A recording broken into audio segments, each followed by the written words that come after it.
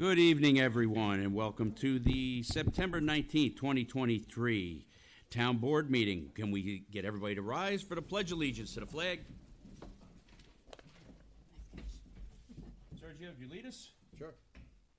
Pledge allegiance to the flag of the United States of America and to the republic for which it stands, one nation, under God, indivisible, with liberty and justice for all. If we could all please remain standing for a moment of silence, please keep in your thoughts and prayers all of our police, fire, EMTs, all the medical professionals that are out there, ambulance drivers, etc., that serve us on a daily basis and do a heck of a job.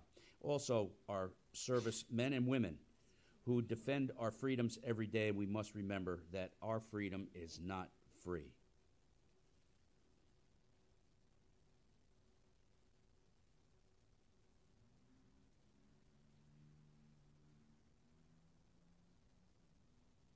Thank you. Amen.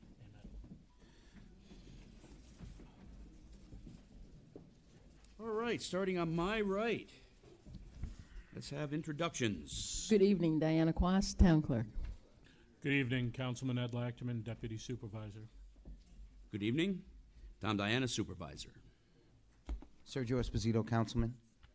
Good evening, Luciana Howitt, Councilwoman. Mary Capoccia, Councilwoman. Adam Rodriguez, Town Attorney. Dave Paganelli, Superintendent of Highways. Oh, there's a voice from the past. How's everybody doing tonight? Okay, I'm going to sneak Chief Noble in a little early prior to our reports, only because we're having a little trouble with our communication system for the PD. I experienced it myself while I was out in the car one day, and it was pretty bad. We thanked our lucky stars that we have Craig there, who, along with the chief, were able to get the system back up and going, but it was a matter of 24 hours, I believe, before that system finally came up fully. So, Chief? Yeah, no, and good evening, everybody. Good evening, Chief. Thank you for having me and asking me to elaborate a little bit about what we're hopefully going to pass a resolution on tonight. Is Craig with me? Craig, come on up. Right behind you. Come on up in front of you. And, We're gonna see it. before I begin, yeah, we're lucky to have somebody like, Sergeant Scatola with his expertise in radio communication system, because our repeater is just failing routinely. It had last summer. We bought a little time out of it. And again, now with some heavy rains and things of that nature, we're having a lot of difficulty communicating with each other throughout the town. Thankfully, we do have a backup repeater, but again, there are gaps in that system network that we have to fix. And we've been at this since 2019. We identified the radio system that we wanted to jump onto, and that is the MTA radio system, statewide system, state-of-the-art system. One of the gentlemen who turned us on to that is actually here tonight, and that is Mr. Jay Kopstein, who can probably talk about that system with so much more detail than I can. It's almost like I feel like I went on Babbel and learned a new language, actually trying to navigate my way through this radio communication system. But with people like Craig and Mr. Kopstein, it's been a great help to me. So tonight, we've made the recommendation to the board that we really need to move forward on the purchase of equipment, and we've identified a vendor that we believe, and it's Harris Communications, that works very, very well with that MTA system. I've spoken with multiple chiefs who are on the MTA system, who are using the Harris mobile and portable radios. They're very, very happy with the product and the way it works with the system. And again, I think the quote was very, very, very similar to the one we received, from Motorola. But what actually sold us, one of the greatest features that it has is in a 40 square mile town, there's going to be gaps in service. There's going to be some gaps in service, but these Harris radios have the LTE feature, which will allow us that if we don't have that radio system communication accessibility, we can switch over to the LTE and be able to communicate with each other in that manner. It's almost like a fail-safe. Like a cell phone. Yeah. Be like yeah. something like that, So, same yes, technology. Yes, it is. So, I trust, look, it's, it's, at the end of the day, it's on me to make the recommendation, but, I pride myself on being a good listener, and, I'm comfortable with, if Craig's recommendation is, that, hey, Harris looks good, and I've spoken with other chiefs, done the research, and, I believe that this is the way that that we should go.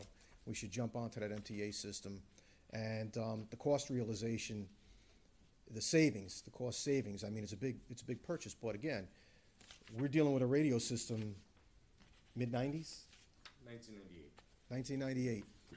It's shot. It's done. It's you can't have a town like Yorktown, and thankfully, we're a safe town. Your police department does a fantastic job. Goes out there, puts their heart and soul into serving this community, and they need to be able to communicate Yeah, with each other in a state-of-the-art type system.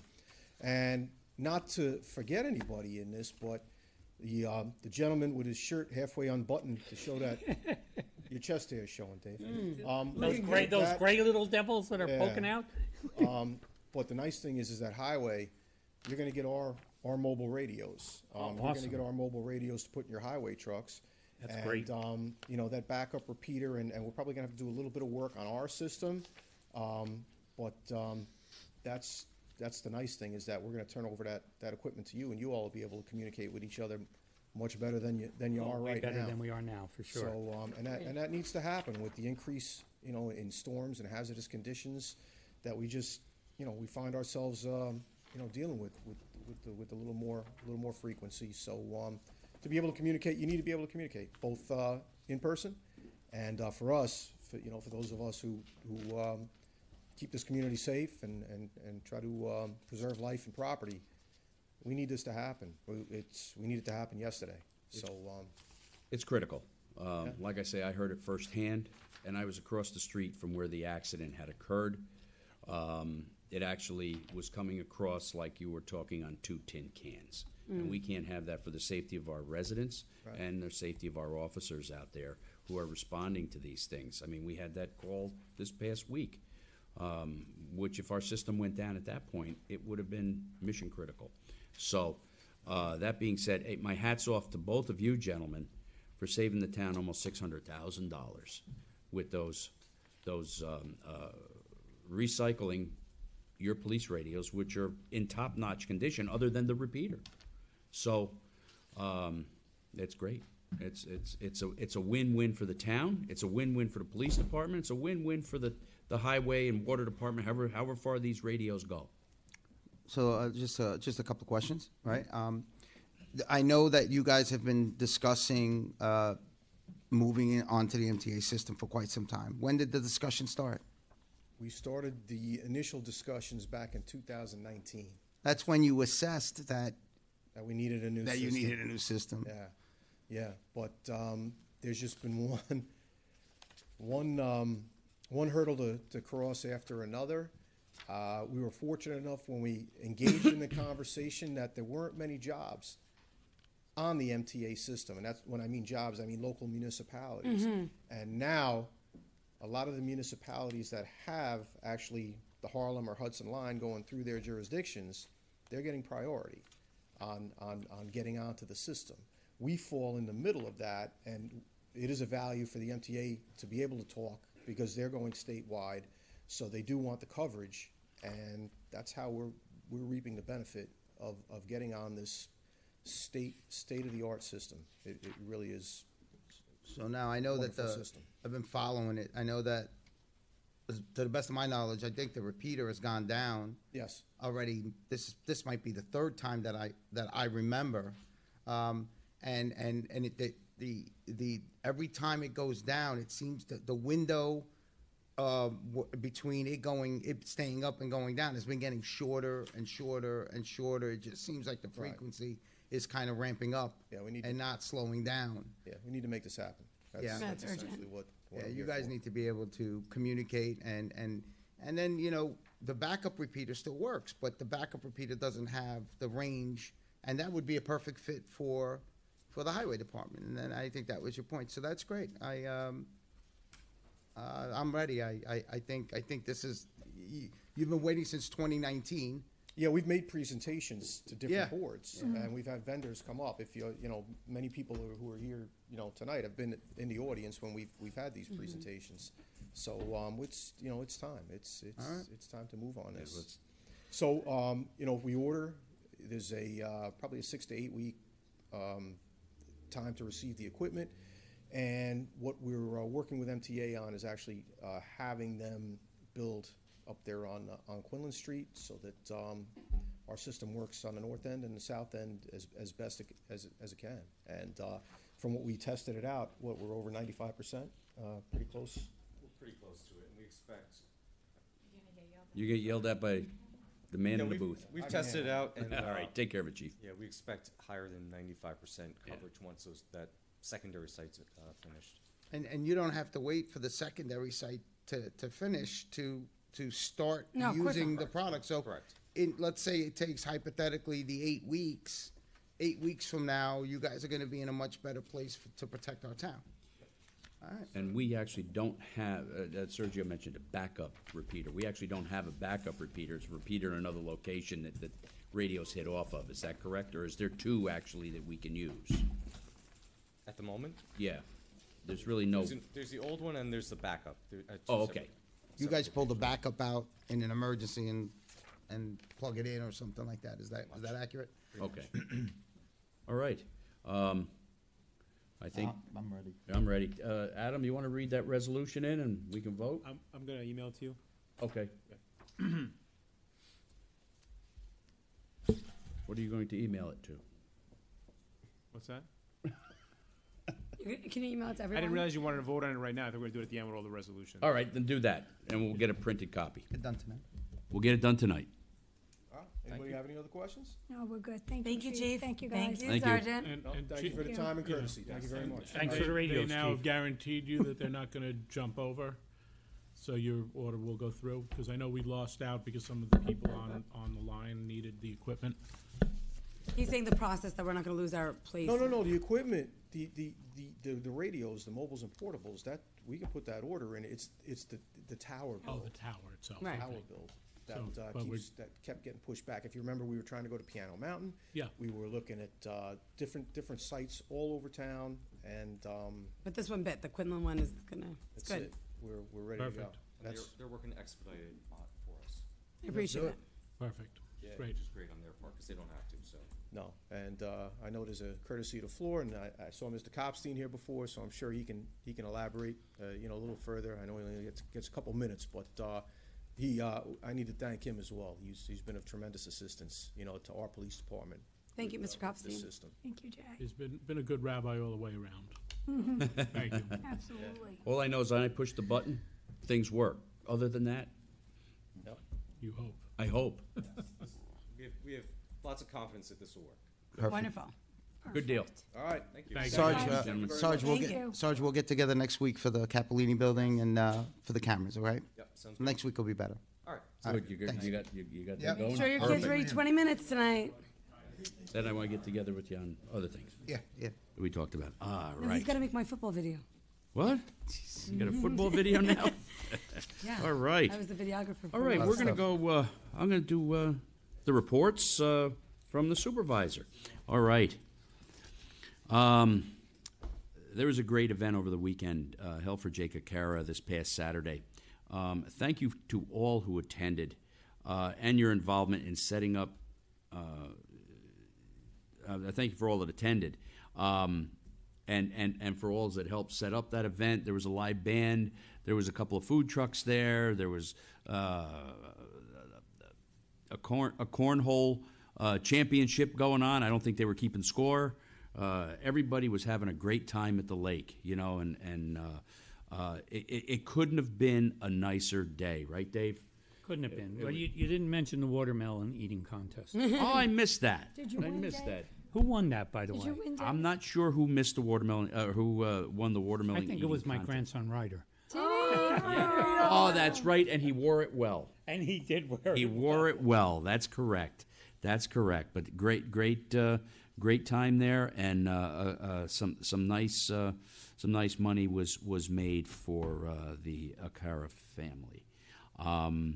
And then we had the feast over the weekend, which was another great event. Unfortunately, the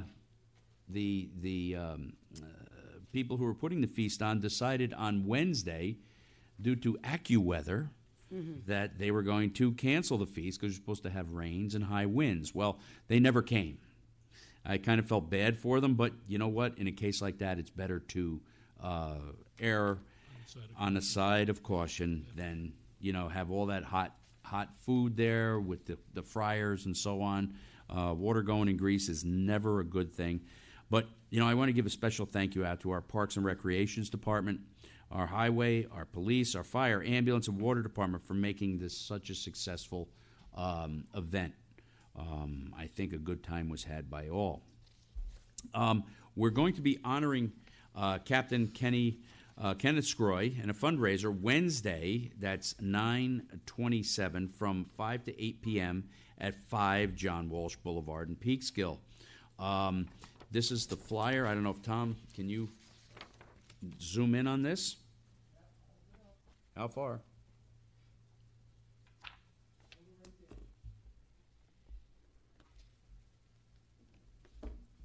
All right. So 1013, they call it a 1013 party, but it's a 1013 fundraiser. 1013 is Officer Needs Assistance, for all that don't know that. Once again, September 27th, from 5 to 8 p.m. at the River Outpost, 5 John Walsh Boulevard in Peekskill. It's down in back of where the old Bertolini warehouse is, at that location. They're going to have food raffles, T-shirts, and a cash bar. Great. Righty. All right, and we're also having the National Car Seat Check from 10 a.m. to 1 p.m.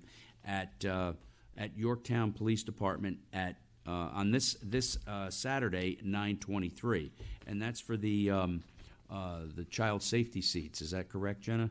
That we had done that, and once again, that's going to be the car seat check at 10 a.m. to 1 p.m. at Yorktown Police Department, Saturday, 9/23. And congratulations to our library staff who received a certificate of recognition from the United States Department of Passport Agency, recognizing exemplary customer service. And congratulations to the John C. Hart Memorial Library on scoring 100% on their first inspection from the the State Department for our passport program. So, our library is an absolute jewel in our town. They just keep raising the bar on the things they do. Stay tuned for their haunted house that they're going to put on at the library. Another good news that people have been waiting for. It's been decades, but we got it done, and we're going to get it done. It's the renovation of the PD courthouse steps. It's going to start on Monday, the 28th of September. They're starting to mobilize already. We're going to make that place really look nice. And I'll tell you what, it needs it. I was up there the other day, and those steps are getting really, really bad day after day after day up there. So that's about it for right now. Okay, Ed? All right. So I do apologize because at the last full meeting, I was off. I was mixing up again my Sons of the American Legion meetings with the Veterans Advisory Committee. The Veterans Advisory Committee is actually meeting tomorrow, not 2 Wednesdays ago, at the Albert A. Cappellini Community and Cultural Center in room 104. That starts at 7 p.m. Any veteran that's interested in coming, and we talk about some of the issues that the veterans are facing and what they're looking for. Tomorrow we'll be bringing forward, there's a veteran that needs some assistance, and it's a wealth of information about the people that are there, so we'll be talking about that. Please feel free to join us. Also, from the Veterans Advisory Committee, Carl Deliberator stopped by Jefferson Village to meet with their Veterans Club and talk to them about some of the things that the Veterans Advisory Board is working on, and to see what needs the village veterans have that they could help with as well. This Friday, if you thought you missed it, you didn't. The senior advisory meeting will be 1 p.m. right here in Town Hall. That was postponed from its normal third Friday due to Rosh Hashanah last week. So they will be meeting this Friday, 1 p.m. Let's see. The Lions have, and the Parks and Recreation have their Lions and Recreation Halloween Parade. It'll be on Saturday, the 21st this year. So I think we're trying to, in the past, I think we got snowed out twice because of some freak storms. So a little bit earlier this year, Jim? Good. We want to stagger at least a week apart, so we did have a snowstorm. Yep. The whole place isn't covered. Right. There you go. So they'll stagger that, and that'll be great. It's 2 to 4. It is absolutely free. It is open for different businesses to come and have a game for the kids and give away some candy, as well as a lot of our groups are there. Is Guiding Eyes going to be back this year, Jim? Guiding Eyes? They had puppies one year, which was great. Yeah, so Guiding Eyes hopefully will be there with the puppies. Makes it worth the whole price of admission, which is free anyway. And last but not least, I was talking to Cindy Smith from St. Mary's Food Bank this afternoon about a couple of things. And one thing that she brought up is that because of the increase of families coming to our food banks are critically low on funds. Especially, with the Westchester feeding, I think it's called now. So Cindy was doing the math for what they're going to need with turkeys and hams, and it would basically take about 70% of what they have on hand in their money to utilize. So, of course, with the increases, that's been very tough. So one of the things we'll advocate for from here and through some of the different groups is most supermarkets will let you earn points towards a free turkey or free ham. So we would ask anyone to consider donating that back to the food banks if they can, or if you want to make a donation. I know every year the Yorktown Lions gather, and we have a couple of people. I think last year we ended up with 32 hams and about 40 turkeys or turkey breasts. So it's very helpful. There are a lot of people in need in our community, we cover in our food banks, talking to Cindy, anything from families, single people, young people, seniors, veterans, you name it, they're out there. There's a need. So please consider spreading some holiday cheer this year and helping out, because you have Thanksgiving and then Christmas and Hanukkah right around the corner from that. So, and that'll do it for me. Thank you. Great. Sergio.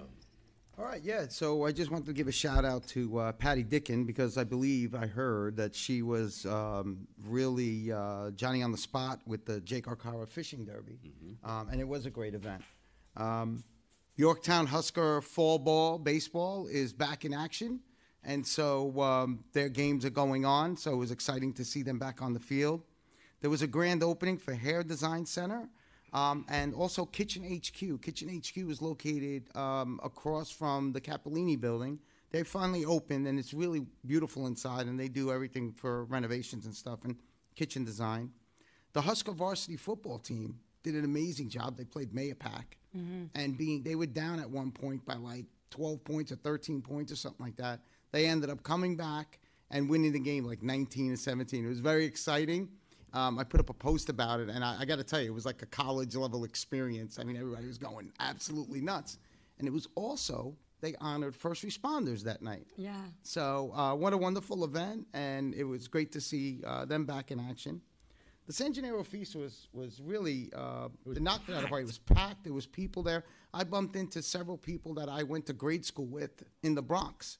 So people were coming up, pulling up. There's so many great events in Yorktown that we really, it's such a vibrant town when it comes to events. I mean, we don't have lakes and shores and stuff like that, but our events top top-notch. Mohegan. Ken's not here to defend that. Yeah, right. I got in trouble once with Ken. I'm gonna get in trouble again. You just lost Kenny's vote. That's it. The Yorktown Youth Soccer Club put on such a wonderful Labor Day soccer tournament. A bunch of just young and old. It was really cool. You got to see these little kids running around on the soccer field. It's just and getting frustrated or succeeding. It's unbelievable. We did have our Cops versus the Kids with Mookie Wilson. We honored Harrison Apar on the 20th anniversary of the dedication of Harrison Apar Field. I got to tell you, I want to give a shout out to Jimmy Wanarano Jr., Parks and Rec, and the Yorktown Athletic Club, and John Campobasso. Really, really, really stepped up. The rain was coming. It wasn't coming. It was supposed to come, and then it didn't come. So what I did was I wanted to switch fields to something that would be waterproof. We were at Legacy. And so a couple of phone calls, a lot of help, a lot of cooperation. We were able to move it to Granite Knolls. It turned out it didn't rain, right? It said it was supposed to rain at 12 o'clock. It said it was supposed to rain at 1 o'clock. It said it was supposed to rain at 2 o'clock. And it said it was supposed to rain at 3 o'clock. It said it was supposed to rain at 4 o'clock. The event was between 12 and 4. Everybody left. Everybody ate. Unfortunately, the police lost this year again, if you could believe it. I believe the score was 8-6. The kids had a really good time. And at 4:01, it started hailing. No joke. So, great event. Unfortunately, the Grange did not have such wonderful weather, and it didn't hold out for them. So, if you could get over there and support them, one of their signature events really got rained out. And so, I don't think they made what they need to make, and so they need all our support. And so, if you could get over there. I did want to share a story that was pretty insulting to me. I was at the San Gennaro Feast, and I was eating an icy, a lemon ice, and a woman approached me, grabbed my lemon ice, and asked me, why is that in a plastic cup? Of course, the irony of it is she was holding a plastic bottle with a plastic wrap on it. She did make some good points. She said to me, don't you think there should be recycle bins? I agreed with her. I looked around. There weren't recycle bins. I said, sure. I think that's a wonderful idea. There should be recycle bins out there, right? She asked me if I could guarantee legislation that recycle bins are going to be added. I said to her, I can't guarantee you anything. I'm only one vote on a board of 5 members, and I believe everybody up here would have no objection to having recycle bins. But I'm eating my at a ice. feast. Was that? But you were eating your ice. She grabbed my ice and really invaded my personal space and touched the food that I was eating. I mean, who does that? But anyway, she then stormed off, and then came back and said, she was complaining then about the cigar smoke and stuff like that, and she only left because the person I was speaking to threatened to call the police because she was very belligerent. And I was very kind to her. I don't get excited. I thought she made a good point with the recycle bins. I really did. And I agreed with her. But let me just say this. I put my heart and soul into this town and into this job. Okay? I try to represent everybody. You may not like what political party I'm from. That's fine. I'm not asking you to. But please, we all do a lot of work up here. And this is supposed to be a part-time job. I put 50, 60 hours into this job a week, into this part-time job, okay? And people could roll their eyes, but that's the God's honest truth. And so I'm just asking for a little respect. I will listen to everybody. I will try to help everyone if I can. I will come back to you with an answer. You may not like the answer I have, but I promise you, if you come to me and you ask me a question, I will do my best to get back to you on it and give you the answer you want, if at all possible. But please, please, show a modicum of respect to any public official, Republican, Independent, or Democrat, because we are up here to help, and we are trying the best that we can. No. Thank you. Sergio, can you give us one thing a little brighter than that to end on? Okay. Luciana. Yeah. Thanks, Serge. Oh, you done, Serge? I'm done. Okay. Okay. I don't think I have anything else that you guys did not say. except how exhausted I am as a mom. How many of us have kids out there back to school, plus the fees, trying to figure out bedtime? It's been wild. But I do have to say that I am so glad to get back into the fall business here in Yorktown. One of the prettiest things is driving around town and watching the trees and all the wildflowers bloom, and they're really pretty. So I'm looking forward to a great fall. That's it. Hey, guys, a couple of things. I was going to talk about Support Connection, but I see Kathy, so I don't even have to do that.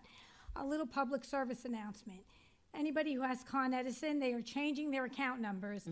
It's now going to be an 11-digit number. So if you pay through bill pay, you must change your account number on there. Also, they're going to be shutting their online from October 5th through Monday, October 9th. So just be, mindful of that. Also, our town clerk's office has announced a new program, the Senior Identification Program. So if you are over 60, you can get a senior ID card, which will have information about doctor, family members, anything you want on there. You can apply online, right, Diana? It's online? That's correct. Do you want to talk about it? Sure, that's Go ahead. fine. So you can apply online under our forms and application. You can get the form in our office. You can do it under forms and application online, and you can also do a web application, which will email it directly to the town clerk. If you'd like more information, you can contact me on my direct line, which is 914-962-8152. And just one more thing, just want to say something what Sergio said. We are in the middle of what I like to call silly season, and as a board, we are trying to do the best we can. I know myself and all of us have received terrible emails the past couple of weeks. We will not respond to any emails that are accusatory, nasty. We're just not going to do it. Please be mindful of what you're sending. We're not going to respond to those. And if we read some of them, I think everybody would be shocked. I mean, I was told that my business is Hocus Pocus. Yeah, that's I think they need to come to my business and hang out on my couch, right? And that was a kind. Then we'll talk about the Hocus Pocus. Anyway, just be mindful. Yeah, of that what was the you kindest say. it was. Right. Just be mindful. I know tensions are high. We're in the middle of election season. We understand that. So I'll end That's on a it. positive note. Next week, I'm going to Lakeland to watch their football team and their baseball teams, and I'll have reports from them. There you go. All right. All right? Ed Yeah, forgot one sorry, I thing? did forget one thing, which is very important, as we have a pretty big opioid crisis across the country, and what it could lead to, especially. We have a great police force that helps out with that, and they have Hope First Handcuffs is one of the programs to try to help people. There is something we could all do. The Run for Recovery is going to be held September 30th at FDR Park. I believe it's at 9 a.m. Or you can do the Walk for Recovery. I think the one year that Carol and I did it, we might have come in dead last, or there's a possibility that I beat the 83-year-old lady by 3 steps who was walking with us. So, but it was it's a very great, a very good cause, a great thing to do, especially, nothing like a nice fall brisk day, and then you'll have another chance, I believe, the next weekend. Oh no, actually that weekend, That next weekend. day, to get some more exercise, and I'll leave that for Kathy as well. All right, and I got one more thing. Then I have. I wanted to let everybody else get a chance before I went through a few things from reports from the supervisor. The hydrant flushing is also going to start October 1st. I encourage everyone to sign up for Nixle. Okay, Nixle is an app basically that's on your phone, and we've been putting a lot of stuff out on Nixle, including the change in the garbage schedule to keep people appraised, to be transparent, and to get the word out there.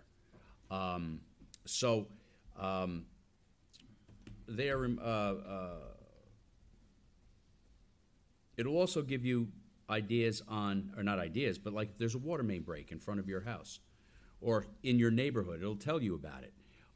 Let you know that on Broad Street there was a water main break the other day. Boom, it comes up on Nixle. We pay for this, so we might as well use it. It's a great thing. You can sign up for Nixle alerts by texting 777-888 and following the prompts, and I believe you have to put your zip code in, and then it goes through some prompts and gets you signed up. But it's a really good tool, you know, and you can put several zip codes in. So let's say you live here in Yorktown, but you have a friend that lives in Montrose. So it'll let you know what's going on in Montrose too, so you can maybe call your friend and say, hey, you got a tree down on your street, or whatever the case might be. So it's a great tool to have on your phone. Everybody's attached to them at this point.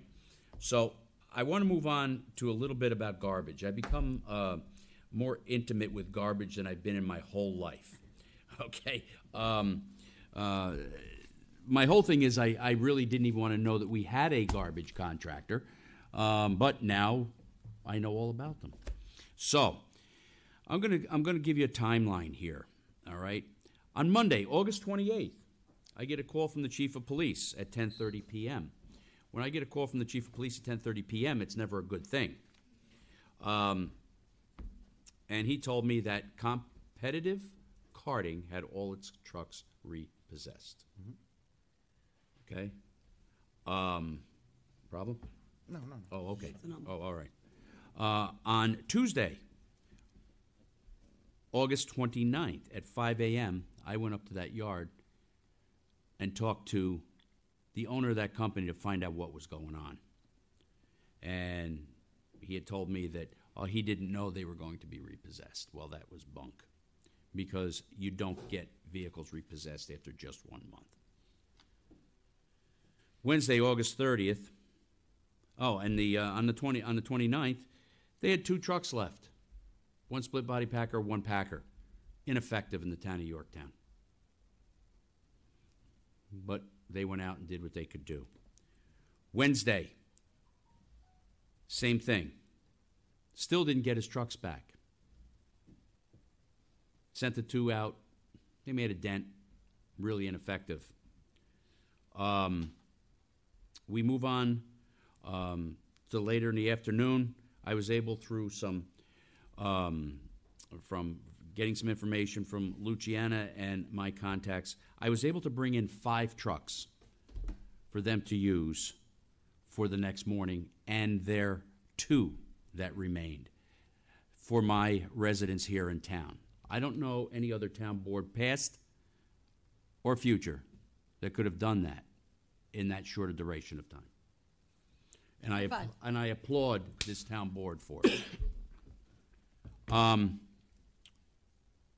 So Thursday morning, we sent 5 trucks out. Yeah. And they did pretty good. You know, through adversity, we made innovation, and we got stuff done. So that was Thursday. We get to Friday, September 1st. Now, Friday, September 1st, same 5 trucks, plus 2 of theirs, went out. We figure we're going to get caught up for Friday, for the holiday weekend. At 10 o'clock in the morning, I get a phone call. All of their employees walked off the job from Competitive Karting for not being paid. So they went home. I released the trucks that we had rented. And yes, we had to rent them. All right? But that money is going to come out of Competitive Karting's last paycheck. And I'm going to have our comptroller speak on this a little later, because there seemed to be a lot of confusion and misconceptions and, quite frankly, false stuff that's out there about what has happened. Just for the record, the employees were paid that day, so we were very much on top of that, and no money would have been released to Competitive Karting without certified payrolls anyway. And P.S., that Carter has not paid them yet for what they're owed for the last week. But we're working on that too. So, so we're at Thursday, all right? And all right, we're going to Friday. Same deal. Same deal with the trucks. That's right. They came back by 10 o'clock, and that was it. We were at a state of complete shutdown, basically. That was Friday at about 1 o'clock. So the men had gotten no pay. They walked out, and that was about it. No further negotiation that we could have had with the negotiation we started with AAA that morning in a special session.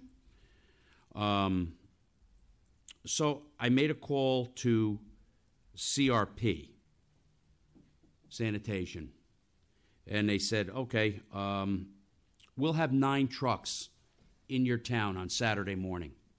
No questions asked. The 9 trucks rolled into town, cleaned it up Saturday morning, so we didn't have a health emergency, ladies and gentlemen, for a long holiday weekend. Yes, there's a price to that, but guess whose money that's coming out of? That's coming out of Competitive Karting's money before they get their last payment. We go to September 2nd. It's the holiday weekend, September 3rd, September 4th. That will be Monday, September 4th. Through that whole weekend, we worked diligently to put this together to make it seamless for the residents. We were getting beat up in the newspaper, but I didn't have trash laying all over the streets like some people had said, looks like the Bronx. This town never looked like the Bronx. September 5th, that's Tuesday. CRP, we had signed a contract for an emergency pickup for 1 year. They sent the trucks out, but needed 2 of ours because they have trucks, but they couldn't get them registered. Where are you going to get them registered on Monday? Places are closed. You can't get your insurance. You can't get your people insured for, workman's comp, et cetera, et cetera. They had to wait till Tuesday. But they rented our trucks from us, okay? At $195 an hour, they put their men on the back, and our driver was driving. So we were covered all the way around. And I went through the union to make sure we were doing it properly, and they were behind us 110%. September 6th, they used the town of Yorktown's trucks again. Thursday in the middle, they took off to try and get everything registered, insured, so on and so forth, get the guys tested, because they can't put them on the back of a truck until they've had their drug tests. They can't put them in a truck until they've had their drug tests. Friday, they used another 2 of Town of Yorktown's trucks. And then by Saturday, no Yorktown trucks. They sent the trucks in on Saturday to make the Friday pickup, and the town was clean. We come to Monday. Pickups now are as scheduled.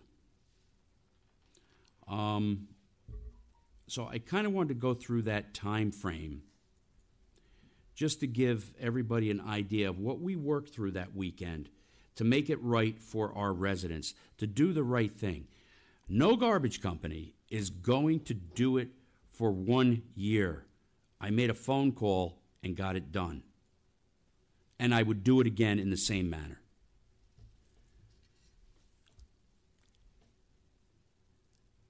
I have to address some inaccurate statements that were made in the papers. And like we say, we know it's silly season and everybody's, out doing their thing, and that's fine. But we have to address the inaccuracies.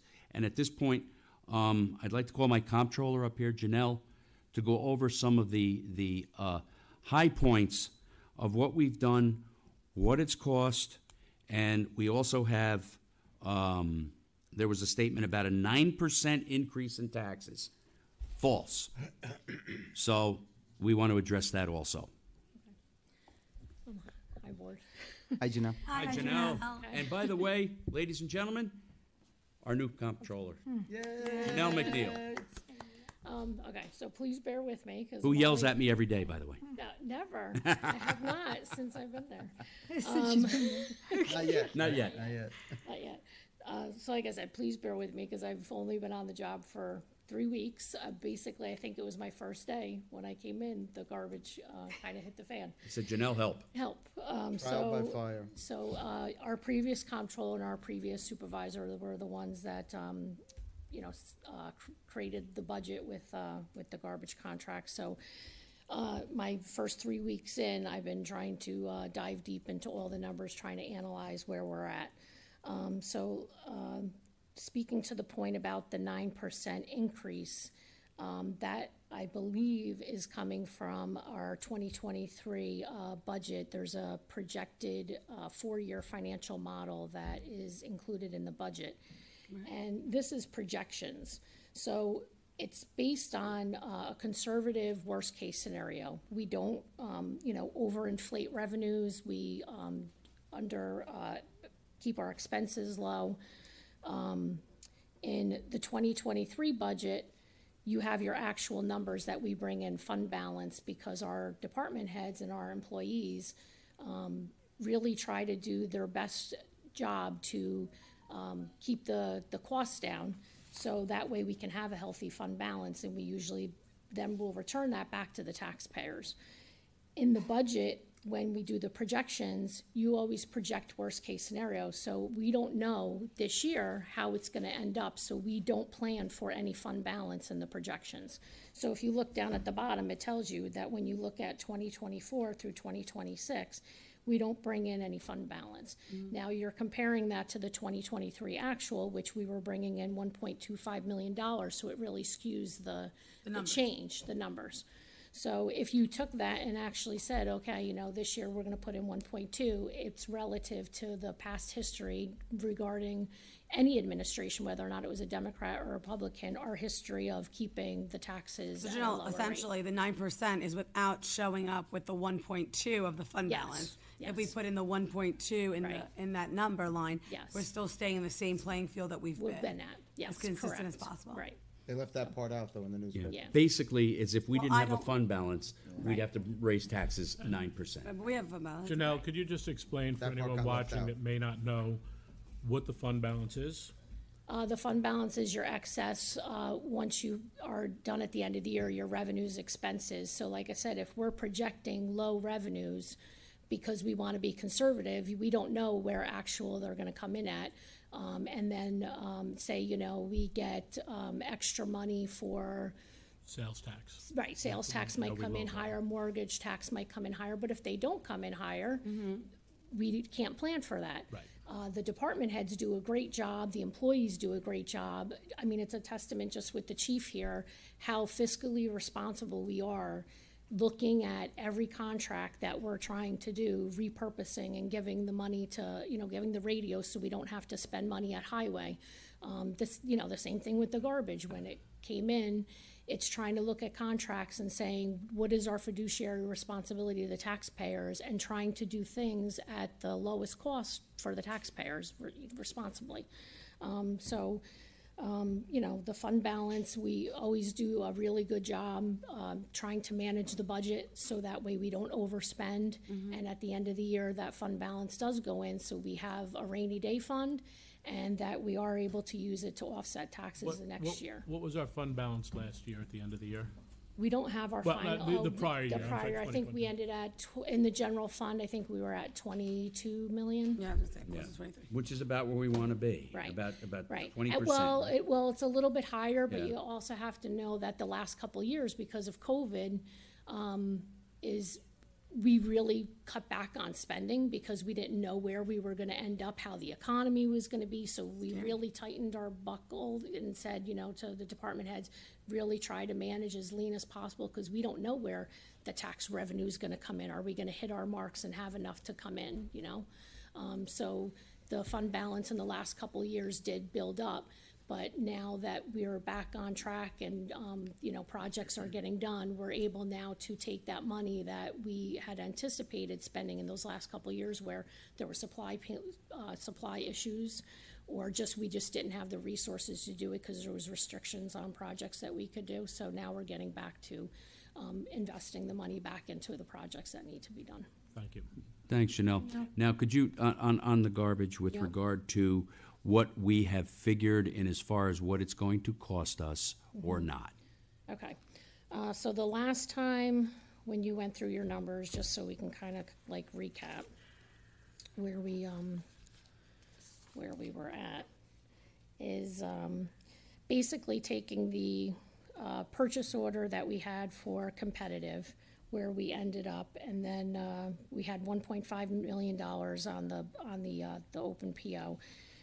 We took all the costs, the differences of the rest of the year, switching to CRP, the emergency truck rentals, the new contract for CRP for the remaining 4 months of the year. It comes out to that we need 1.7 million, so it's a deficit of 173,000 versus what we had in the purchase order. But we also have the performance bond, so the difference between the last 4 months of the year versus the 288 that competitive would have been versus the CRP increase. The difference that we can recover, we're anticipating, is around $279,000 from the performance bond. So we actually come out with a surplus of around $100,000. And again, this is all estimated because we don't have all our final numbers. Right. But this is the best estimate that we have right now. So that $100,000 will roll over to fund balance, which we can use next year. So then the numbers that we came up with for the increase. So if we take now starting our annual for the 1-year emergency contract, if we start in September with, if I took the numbers for competitive carding, which these are our actual, so it's the 288 for, well, this would be the, all right, wait, hold on a second. This would be if we had stayed with competitive, right? If we had had them, it would have been 288,000 for the remaining 4 months of this year, and then their contract for next year, January through August, would have went up to 300,000. So our contract, if we had stayed with competitive, would have been 3.55 million. Switching now over to CRP, it's going to cost us 358,000 for September through next August, which would be 4.29 million. So it's a difference of $743,000. But we also have $100,000 that's going to roll over from fund balance for the difference, hopefully, when we recover from the bond. So that means that the adjusted amount for the garbage collection contract would be $637,000, which is an 18% increase for taking over for CRP versus what the competitive would have been. If we take our number of households, it's 12,985, and that's off of our 2019 census. So the additional cost per home per year is $49, and the additional cost per home per month would be $4 to switch over to this contract. Wait a minute, say that again. $4.09. $4 per 9 cents per household. Per month. Per month. Okay, so, but that's that cost. Then, if you look at it, we actually had offset by actual savings because the first months of this year, for 2023, we paid competitive carding the 288. Right. So we paid 2.3. Versus if we had had AAA, we would have had to outlay 2.5 million. So we really had savings of $195,000 already. So now if you take that and net that against the 4907, it actually brings it down to $2.83 per household. Per month. Per month. That's it. Okay. So the offset, the 637,000 is offset by 195,000 for the first 8 months of this year. So the net is basically $441,000 that increased. And then an interesting point is if we had used competitive for the full year of 23 and 8 months of 2024 to get us to the end of the emergency contract, we would have spent $5.85 million. And then looking at AAA, their cost for the full year of 23 was 3.75, and their 8 months of 2024 would have been 2.6. So their amount would have been 6.3. So if we had originally gone with AAA versus competitive, we would have charged the taxpayers an additional $492,000. So we were trying to be proactive, right, by taking the less contract to save the taxpayers and be fiduciary responsible. So basically, us not learning are learning that the vendor that was chosen didn't work out, and we had to switch. By the end of the emergency contract, we're basically just at net zero. It's just all nets to Gee, I didn't read that in the newspaper. net to zero. No, I didn't either. And so what you would say is that, number one, we're being fiscally responsible to our residents. Yes. We're getting the job done. We pulled it together on a holiday weekend with basically a handshake. Yeah. And everybody now is, matter of fact, I've gotten one complaint that they're too efficient. Okay, that you came to my house too early. Yeah. I was still in my jammies, and I didn't get my garbage out yet. Honest to God. I know, I've heard that too. Yeah. So, somebody had sent me a screenshot that whenever a screenshot starts out, so I said, oh boy, here we go. I come out of my front door and I see CRP picking up my garbage. The guys in the back said, good morning, ma'am. I said, good morning back. One of the gentlemen said, is that a bag of trash on your porch? She goes, oh yeah, my husband forgot to bring it out.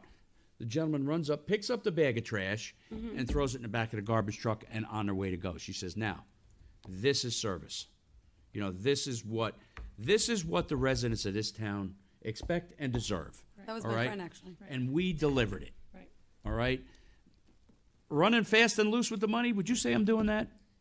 I think that after analyzing the numbers, like I said, I think you always should try to save the taxpayers money and try to, go with the bidder that seems Most responsible. and to do the right thing for the taxpayers. And there's always the opportunity, like, I know there was some hiccups along the way, but that you're able to,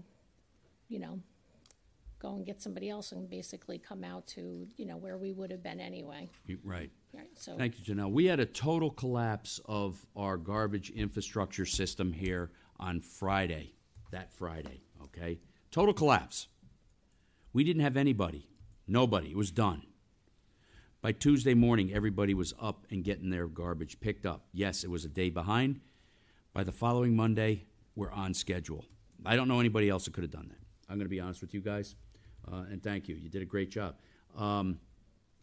Adam, you want to?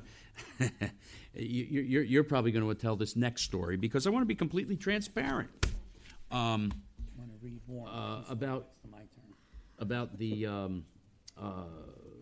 negotiation or lack thereof. I don't know where to begin. Yeah, that's the negotiation with AAA just went very well south. Yeah, look, the town, we're engaging multiple vendors to try to do the best it could for the residents, right? AAA was involved in negotiations, but AAA kept saying one thing and then saying another thing and then saying another thing. And at one point, I think ultimately, the town just completely lost any faith whatsoever in the company because of its shifting negotiation tactics, which frankly became more and more greedy as it appeared to them the town got more and more vulnerable. And, in my view, that rubbed everybody the wrong way. To set aside all the other issues with AAA and their proposals. So, ultimately the town decided to go in a different direction for several reasons, which I think were discussed in large part last week at the last meeting. But, one of the big features, I think, of CRP, aside from the things that I've already mentioned, was that there was going to be no weight limitation placed on the collections, which was one of the big complaints that we had and one of the problems we had with previous collectors. So, the town was always looking out for what was in the best interest of the residents, and I think that's where it ended up. We absolutely did, and there was there was going to be a startup fee levied and then a back payment for 8 months. that they were gonna levy, if I'm not mistaken, for the tune of $2.4 million and a $250,000 startup fee. So I think we did pretty good. And we're on a path where things are running the way they should be running. And if I'm not mistaken, I think we have a pretty healthy fund balance. Am I accurate in saying that, Janelle? And we did things with fiduciary responsibility. What was going to be right for the residents of the town of Yorktown, and that is my main concern, is the residents of the town of Yorktown. Not Tom, Diana, not anything else, my residents. I want to make sure that they're served properly. And the hyperbole that you see in the newspapers is just that. We're not running fast and loose with the town's money. And we're trying to do the best we can in a terrible situation, total collapse of something that we had to go through the process to let it get to, and we handled it. Much better than that. I don't think you could pick a better board to do that with. And I thank all of you and Adam for your diligence in how we got this back together. I applaud you. And I thank you. Okay. Tom, I'd like to thank you and your office, Jenna and Margaret, the work that you guys did over the holiday weekend and making sure that it came through. You know, there were limitations once we had our meeting. Then you guys had to run with everything else and did a fantastic job caring for the residents of the town. Thank you, Ed. Thank you. And don't forget Jenna and Margaret fielding all those phone calls upstairs. Yeah. They were here all weekend. Yeah, you Yeah. guys managed the Wild Wild West. Yeah, we did. What do you think, Serge? I think so. I think I heard the Wild Wild West a couple of times this week. But yeah, no, I mean, it was a tough situation. I was involved directly with AAA, and to be quite honest, at one point, if it weren't for the shifting of numbers, I think AAA we would have probably signed on with them.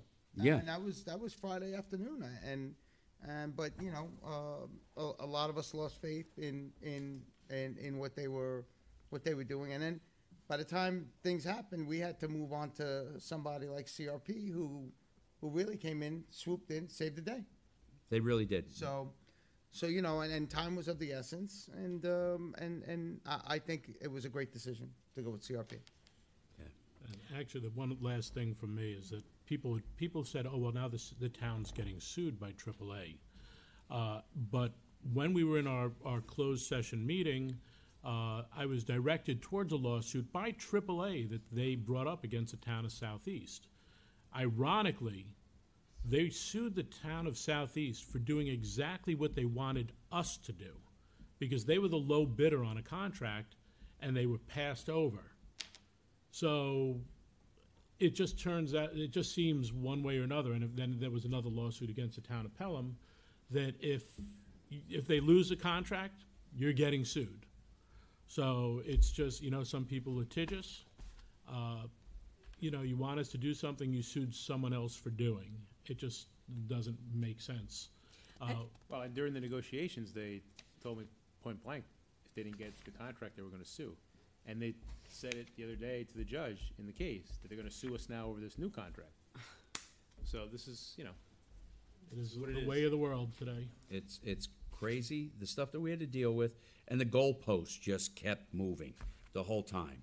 We got talked about CPI, we got talked about cost of living, the startup fee, the $2.4 million for the first 8 months That they didn't get. that they didn't get. So, you know, like I said, we lost confidence. We walked out of that meeting that day thinking that we were going to have to go with AAA until later that afternoon when negotiations fell apart, and that was why. So I just want to end on a high note. Oh, good. No, I'm gonna end on a high note. Yeah. When you're all done, take your Okay. time, please. I'm done with You the, sure? with the garbage. Okay. Oh, I'm done. Trust me, with the garbage. But I do want to say, that there's always somebody at the beginning and there's always somebody at the end, and there's a million different versions. But the people that came to our need, and the people that came in and took the time to explain it and were there, that held us over until you could make a fiduciary decision, I want to say thank you to them. I mean, they taught us more about garbage than we Oh, my ever God. wanted to know. But they came in simply because we had a need. And they could have charged astronomically. They could have done a whole bunch of stuff because we had a need. And instead, they were willing to help. And they're real companies. Like, this is not, and they were still willing to do the right thing. And I think that the opposite of greed is people who actually believe in doing the great work that we're put on earth to do and support one another. And we were really lucky that all of us had a couple contacts that were like, I'm here, whatever you need. And I just want to say thank you, because that was not greed at all. That was not great. Thank you. And yeah, you're right. Thank you to that. That was amazing. Yeah. And that's all hours of the night. I got called. All right. You're Dave, sure. I'm garbage There's out. not one more thing? No? Oh, All right. I smell like Actually, Columbo. I Just one figured more it thing. might be. No, but Dave, my friend, big shout out to Paul Krawchuk, who won the fishing derby. Oh, for his that was a really big fish fish. at Yep, Jake's that was a event. big That was fish. awesome. It's bigger than him. It was bigger than that little guy. So I'd like to speak quickly about the Sport Connection. All right, I've been on the board of the Sport Connection for 21 years consecutively. All right, this Sport Walk is our biggest fundraiser of the year. When I tell you from my heart that there's not an organization in this country that provides the kind of services we provide to men and women who've been diagnosed with cancer. People don't realize men get breast cancer too. You know, it's not an unrealistic scenario. And when the doctor says, you've got cancer, and that's about the extent of their bedside manner, that's when we step in and we give peer-to-peer counselors, people that have survived cancer, tell you what to expect. And I urge everyone to dig deep and come forth and really support this organization that I 110% believe in. So that's that. As far as Jake's Way, we're raised over $20,000 and still climbing. That money is going to be donated in Jake's name to St. Jude's Children's Hospital, okay, which is a great charity. Now I got a little bad news. But of course, our phone's been ringing off the hook today at Highway. Apparently word is out that the Baptist Church Road Bridge being done by New York City DEP will be closed from October 9th of this year until spring or summer of 2026. Yeah, it's crazy. 2.5 years, okay? That means from Croton Point Avenue on the Cortland end to Hunter Brook Road on the Yorktown end. There will be no traversing that road, not for bicycles, not for anybody. So and unfortunately it's coinciding with our closure of Old Crampon Road, which both of these roads are of critical importance to people from Cortland. So I apologize to the people from Cortland. I think the supervisor is going to read something later. Myself, Nancy Arcia, and the town clerk interviewed engineers that we will be hiring a firm to address this issue, and particularly other issues. For instance, Mohegan Avenue, every time it rains an inch, the road's totally flooded, and we need an engineering firm for Highway specifically that will work with us to tell us how to fix these problems. So I'm very happy with that. In case anybody knows, we're getting a little extra money for paving in there, just a little bit. And if to give you an idea, if that kind of investment were able to be maintained based on a healthy fund balance or whatever the case may be, that would put us on a 16.5-year replacement cycle for our asphalt, which is wonderful. Yeah. And that's, bless you, that's doing roads, as I see it correctly, milling the roads and filling the roads, not continuing to raise road surfaces, which creates issues for homeowners and things like that. So I'm totally thrilled about that. And I think, the Grange. So Sergio mentioned the Grange. This Sunday, September 24th, from 10 to 4, the Grange is having their car show. $5 a carload, okay?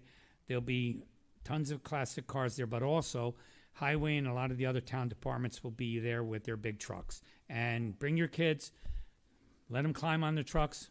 Not too bad, but let them climb on the trucks, get some pictures of them, and, make a day of it. It's a great deal, $5, and you can support the Grange. So that's it. I'm done. Thank you. My kids love Great, Dave. Thank you so much. Now, Kathy, you had quite an introduction from this gentleman here. Come on up. Thank you, Dave, and thank you to the board and the residents of Yorktown for all your support. For 27 years, Support Connection has called Yorktown home. I'm very, very pleased. I'm also following instructions to hold my poster up. Doing very good. But you're doing a great job. Oh, doing a good okay. I job. hope I'm doing Yep. a good job here. Anyway, we started.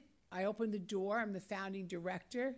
And my grandson reminded me the other day that I was the age that my daughter is now when I started Support Connection, which was kind of frightening. But it's been a wonderful 27 years because, as Dave said, what our whole purpose at Support Connection is to offer help and support services to people who are dealing with breast, ovarian, and other gynecological cancers.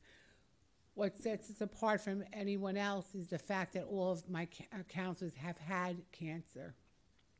And I can tell you from personal experience of so many people I know, including members of my own family, that these counselors could take terrifying fear and change it into hope to get through the next day, hope to understand what your treatments are going to be. So not only do we have individual counseling, but we have support groups, and we have wellness programs, social programs, everything and anything that you could deal with. And as Dave said, when you hear those words, you have cancer, that could change your life forever. But it's a difference of having somebody walking by your side who's been in those shoes. So the supporter walk, this will actually be our 29th walk because we had 2 walks that gave us the money to start the organization. I call the supporter walk is the engine that keeps us running. So anything that you do for the walk, the money raised at the walk is at work year-round to fund our free and confidential support services. I'm very proud to say that 90% of the money is going right back into the services. So it is on Sunday, October 1st at FDR Park. Pre-walk starts at 9 a.m. The walk takes off at 10 a.m. But since we now are still very proud to call Yorktown home, but for years we've been offering services to people nationwide. If you can't make it or you don't live in the area, join people. We've had people in over 15 other states in the country walking in their own community. So you don't have to make the walk. You could do that wherever you are. So anything you do, you come out and walk in memory of people, in honor, just to support the cause. Know that your money is going to good use. And I'm very, very proud of not only my staff, volunteers, and board, but the community. I love Yorktown. I've been a resident for 40 years, but I just love how Support Connection calls this town home and how embraced we are by everyone. So I greatly appreciate if you go onto our website, supportconnection.org.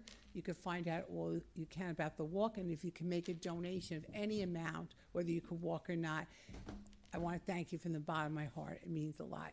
And we've helped, I will say now, it's over 12,000 individuals, plus families and friends.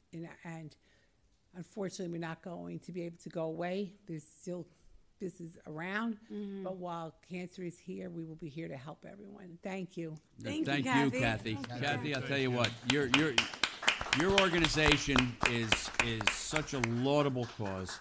I've been to probably most of them when I, since I've been on the board, and I always have a good time. And prior to the walk is always a good time. Just going and meeting the people and going to the booths that are around and stuff like that. It's really sensational. And folks, if you can get there to take the walk, please donate.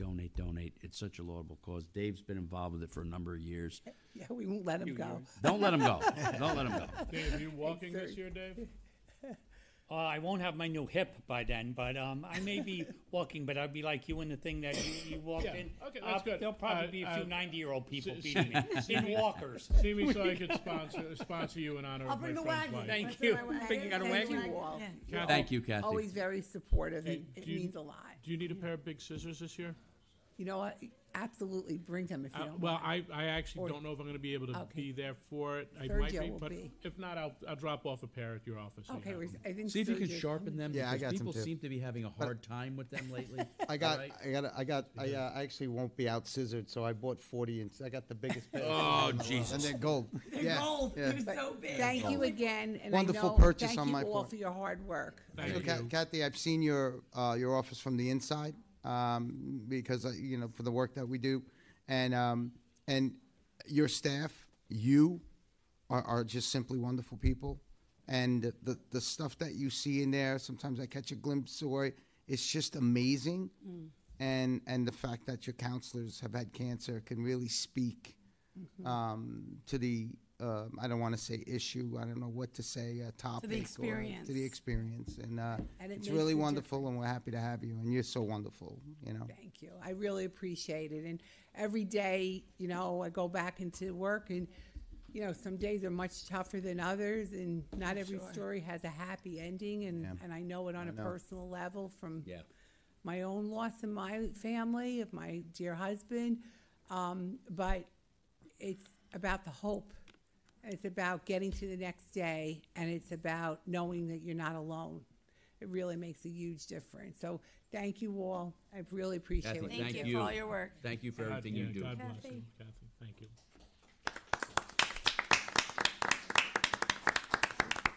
All right, we're going to move on to personnel. And Kathy, I'm sorry that you had to sit there through our iteration of what we had to go through to get where we're at today with garbage. I'm very pleased with the garbage, and I might have been that woman that was screaming, it's too early. But it all worked out well, and I appreciate it. Thank you. Thank you so much. All right, on the personnel. Okay, we're going to appoint Jane Becerra as a laborer to the highway department. What kind of Italian are you? Janie Jane. Becerra. Sarah. Becerra. Oh, non c'è Cheddar, male. all right, Non all c'è right. niente che non puoi portare. All right. So she's going to come off of be hired as a laborer coming off of job class code 0425-05 within the highway department, effective September 20th, 2023, paid with the annual salary of $47,549 annually. And then all the sick days and holidays and floating holidays that the CSEA gets. Next, we're going to appoint Donald Allen Hopper II as a laborer with from that same job class code with the annual salary of $47,549 annually with all the benefits thereof. And we're going to appoint Thomas J. Dalton Jr. as a laborer in the highway department from that same class code 0425-05 to be paid with the same salary at $47,549 with all the benefits and so forth. Can I have a motion? So moved. Motion. Can I have a second? Second. All in favor? Aye. Any opposed? Motion carries. Congratulations to our three. Huh? Congratulations. Congratulations. Congratulations to our new hires with the highway department. Dave, I think you're getting a good group there. It seemed that way, doesn't it? Yes, it I did. think Yes, so. it did. All right. Oh, and by the way, they have a no less than 12 or no more than 52 weeks of a probationary period from date of appointment. All right. We're going to have the poet laureate, Sergio Esposito, tonight, who's going to read for John, who couldn't make it. Yeah, John, and his poem will tell you why he couldn't make it. The Miracles of Technology by John F. McMullen. A month ago, I had a stent put in near my heart. It was done through an incision in my wrist, and I went home the next day. Last week, I had a valve put in near my heart. It was done through 2 incisions in my groin, and I went home the next day. I was sent home with a cardiac monitor attached to my chest and a modified cell phone that would transfer my readings to a service that would then transfer them to my medical group. Years ago, these procedures would have meant cutting into my chest and an extended hospital stay. These technological miracles aren't limited to medicine. Think about town government, where taxes and fees are paid online. The board meetings are watchable online. Board members and officials are reachable via email. Meeting agendas are available online. Those who yearn for the good old days should rather appreciate the here and now. By John F. McMullen. Thank you, Sergio. Speedy recovery, John. Yes, speedy. Be well. Speedy recovery. That's All that matters, right? that's all Health. that matters. You're still here to write the poem to forward to Sergio. All right. I'm going to open up for courtesy of the floor. And let's just remember, okay, as a reminder, you can always contact us. You don't have to wait for courtesy of the floor. You can always call Town Hall, your town officials, our town departments. We are here to work for you. You can visit the town website, www.yorktownny.org. You can find all the contact information for everybody here on the dais, town clerk, even the town attorney. And, of course, your elected officials. As a reminder, there's a 3-minute time limit on your comments for courtesy of the floor, and we ask to keep them directed to the town board. And we also ask, as always, that you keep your comments focused and remain respectful. Thank you. Good evening, Jay Copstein. Hello, Jay. I recently watched the video of the town board work session of 9/12, and I was somewhat disturbed by what I heard from one town board member. The ATV and dirt bike problem is an increasing problem within the town. Supervisor Diana articulated the problem, as did Town Attorney Rodriguez. The riding of these vehicles and the injuries and damages that they cause can be violations of civil law, as well as offenses of the vehicle and traffic law, the penal law, the environmental conservation law, as well as local law. Town Attorney Rodriguez stated local laws must be enhanced. I agree. I've been advocating for modernization of the town code for almost 15 years. The ATV and dirt bike genie didn't suddenly appear and leave these vehicles on the doorstep. They were purchased by an adult, and these adults who permit unlawful operation and the damages that are caused should be held responsible along with the operator of these vehicles. Councilman Ed Lachman stated that parents should be held accountable. He is right. What disturbed me was the statement by a council member that the riding of ATVs and dirt bikes is part of the culture of Yorktown. Unlawfulness should never be justified or endorsed as culturally acceptable or appropriate. What was acceptable and appropriate when Yorktown was predominantly farmland is not acceptable or appropriate now. I would point out that when Yorktown was predominantly farmland, it was culturally unacceptable, as Supervisor Diana remembers, for farmers to close major roads in town twice a day to move cattle from pasture to pasture, pasture to barn, or barn to pasture. Would it now be culturally acceptable and appropriate to close routes 202 or 6 twice daily to honor the cattle of yesteryear? Thank you. You made me feel real old, Jay. Well, that's when your horse had training wheels.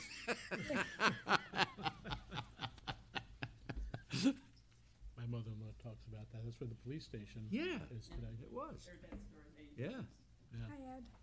Hey, Ed. Ed, how are you? Nice to see you guys. Nice to see you also. Ed's the phone. Hey, Ed. How you doing? Now, I went to the controller's office to find out what the surplus was. Okay? Lo and behold, Chanel is there. And the other lady, Pat, retired. Now, after 10 years of negotiating with Pat, myself and Don Roberts, I asked her a question, what's the fund balance? But she didn't give me an answer. She gave me an answer tonight. I went this morning. I know it's a new person in there, but unless we have the information that is correct, okay, I can't talk about anything. The other thing is, I think she just said there's $20.2 million in surplus. Did I hear that right? That was 2 years ago. That was 2 years ago. 2 years ago. 2 years ago. We're Because still this- waiting this for the surplus, auditor's we don't have report. Okay, money. okay. But what is it now? Do you know? After she spoke, do you know what there is in fund balance? Unappropriated. You don't know. Okay. So let me start this way. You don't have the final report. Yeah. But are you Guys, asking me to let go him, to the let him bank? talk. Let him talk. Ed, you know the. Go ahead, you know how it goes. Yeah, I know how it goes. So, without knowing, the last time I spoke here was about the garbage company. He said it's in litigation, so you can't talk about it. I want to talk about it for 5 seconds. You know, that company was here before. It did the same exact thing, and you're the second board that took them anyway. And they didn't have enough drivers, they didn't have enough trucks. So that's all I'm going to say. Why do it a second time with the same people when they have a record of what's going on? Now, the next thing is, I'm still the president of the United Taxpayers of Yorktown. Now, this is a while ago. This is one of my victories.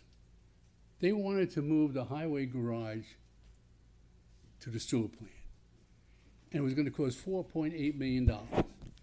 It says here, have you been approached by signed a petition by these men? We had 5,000 signatures, and it didn't work, okay? So I just want to tell you that's one of our victories, and it's important. So we don't know what the fund balance is because the auditor hasn't finalized yet. In October, you're coming with the budget. Must be, Your time's up. where's it coming from? Oh, over there. Oh, I should have looked at that. It says 3 minutes. We just reset it. Nice try, Ed. Good try, Ed. Now that was funny. That was good. That was good. I can't give it to him. Hi, good evening, Susan Siegel. At the last courtesy, I talked about the fluoridation project that was stalled and my frustration. So tonight, I'm asking you for an update. In the 2 weeks since I spoke, can you tell me what, if anything, has been done to finish up the job? What remains to be done? And when can we expect the health department to come and do the final testing? That's all I want to know. Thank you. Thanks, Susan. Anybody else? Mr. Dan. Dan Strauss, 57-year resident. Thank you, Mr. Kopstein, for addressing the ATVs and the dirt bikes regarding that meeting. But I was a little surprised that maybe tonight's 2 weeks later that there wasn't some kind of resolution already that would address that situation. Mr. Rodriguez suffered, I believe, an incident with an e-bike, if I'm not mistaken. I also did, and I sent you an email regarding that. I'm simply going to say this. I tried to get out of the Triangle Shopping Center, and an e-bike on the sidewalk going against traffic right next to me went across, and I'm going to say comfortably at 20 miles an hour without a helmet, with no regard. I exercised all caution that I could before I was going to hit the accelerator. If I had hit that bicyclist, I would no doubt have been at fault because I'm older and my reflexes are no good, and I looked up about the laws regarding bicycles, not e-bikes. I couldn't find anything regarding that because that's new. Right. And I do not want to have to drive around Yorktown worrying all the time, and my friends and people I know, we should not have to drive in fear that we're going to hit somebody and wind up bearing the brunt of the responsibility. So bicycles and e-bikes should be banned from the sidewalks of Yorktown, and they should be banned next week as far as I'm concerned. Okay, trash. Don't trash our parks. Use designated trash and recycling receptacles when available. Carry out what you carried in. Keep it green, keep it clean, love where you live. That's on the back page of the semi-annual Yorktown magazine. Maybe it should be on the front cover, but you can't always do that. Okay, one more thing. I was talking with my old friends this morning at Uncle Giuseppe's. That's a plug for them. And we were talking about senior transportation in Yorktown. Some seniors can't drive anymore, or they're afraid that they can't drive and they would like to have a little transportation. Maybe you should look into a small bus. I know the county, I believe someone told me the county gives transportation for seniors, but on a more local level, maybe just in the Heights section, you could look into getting a bus to accommodate seniors getting out and about where they can't drive. Thank you. Thanks, Dan.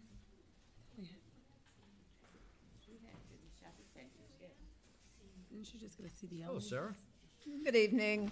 Sarah Wilson, 32-year resident of Yorktown.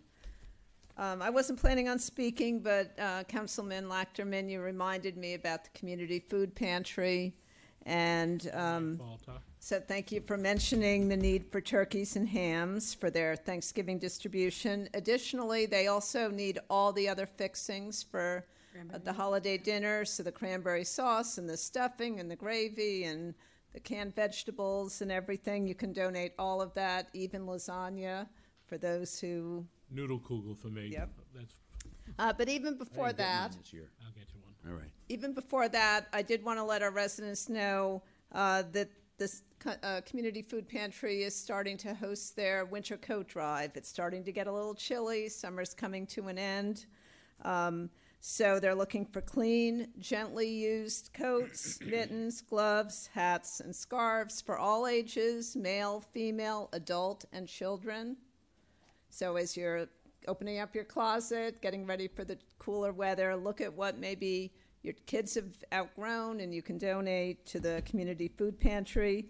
Items are being collected between Saturday, October 7th through Friday the 13th, and they'll distribute them on the 14th. So that's at St. Mary's, Route 6, Mohegan Lake, and of course, financial donations are always welcome. Thank you. You still take cash? They do. They've got Okay. QR codes and everything. Sarah, you know, I got to say something real quick about Sarah.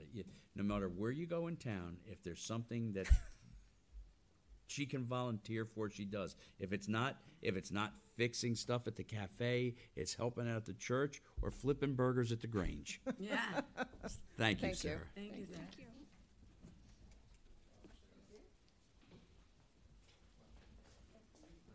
Hi, everyone. Hello. Anthony Pichette. I think the second half of my why I'm up here is not going to be as popular as my first half, maybe, whatever.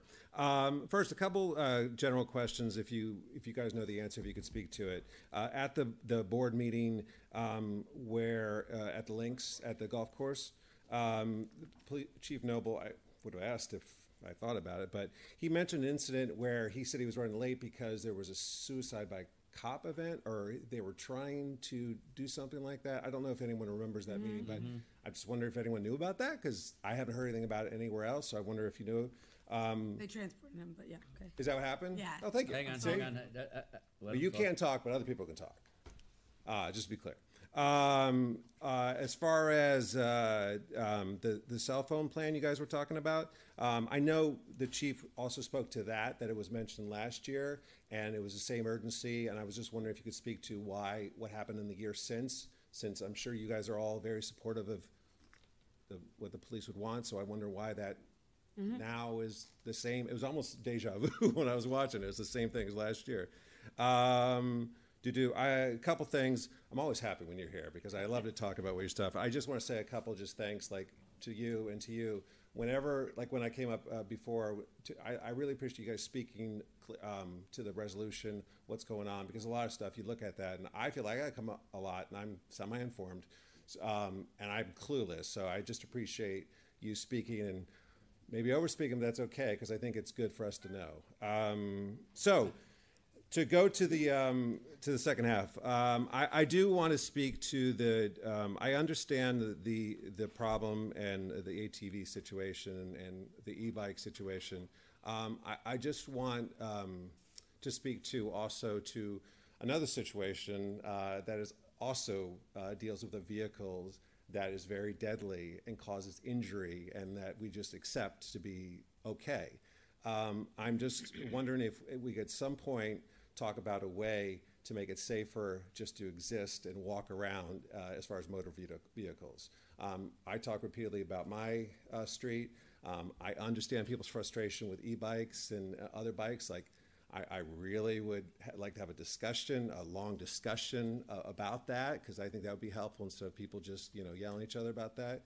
We've had it with other things, so I wonder if that could be talked about, because when you want to ride a bike in this town, you take your life in hands. When you want to walk in this town, and I know we're talking about ATV, and it is illegal to run over someone with an ATV. That is already a law in the book. But you run through a restaurant and almost injure people. You run over a human being. So that's all I'm going to say. But I wonder if we just talk about that more, because that is actually harming people. That is actually killing human beings in this town. Thank you. Thank you. Thank you.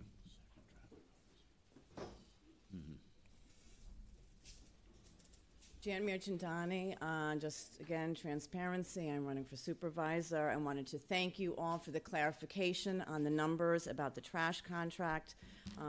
I confess I did spend about 45 minutes trying to review the numbers that were shared at the September 5th meeting, and could not quite get my math to jive with your math. So I am just asking that the numbers that we read today, that those be made publicly available, so that we can all review those. So thank you. Thank you.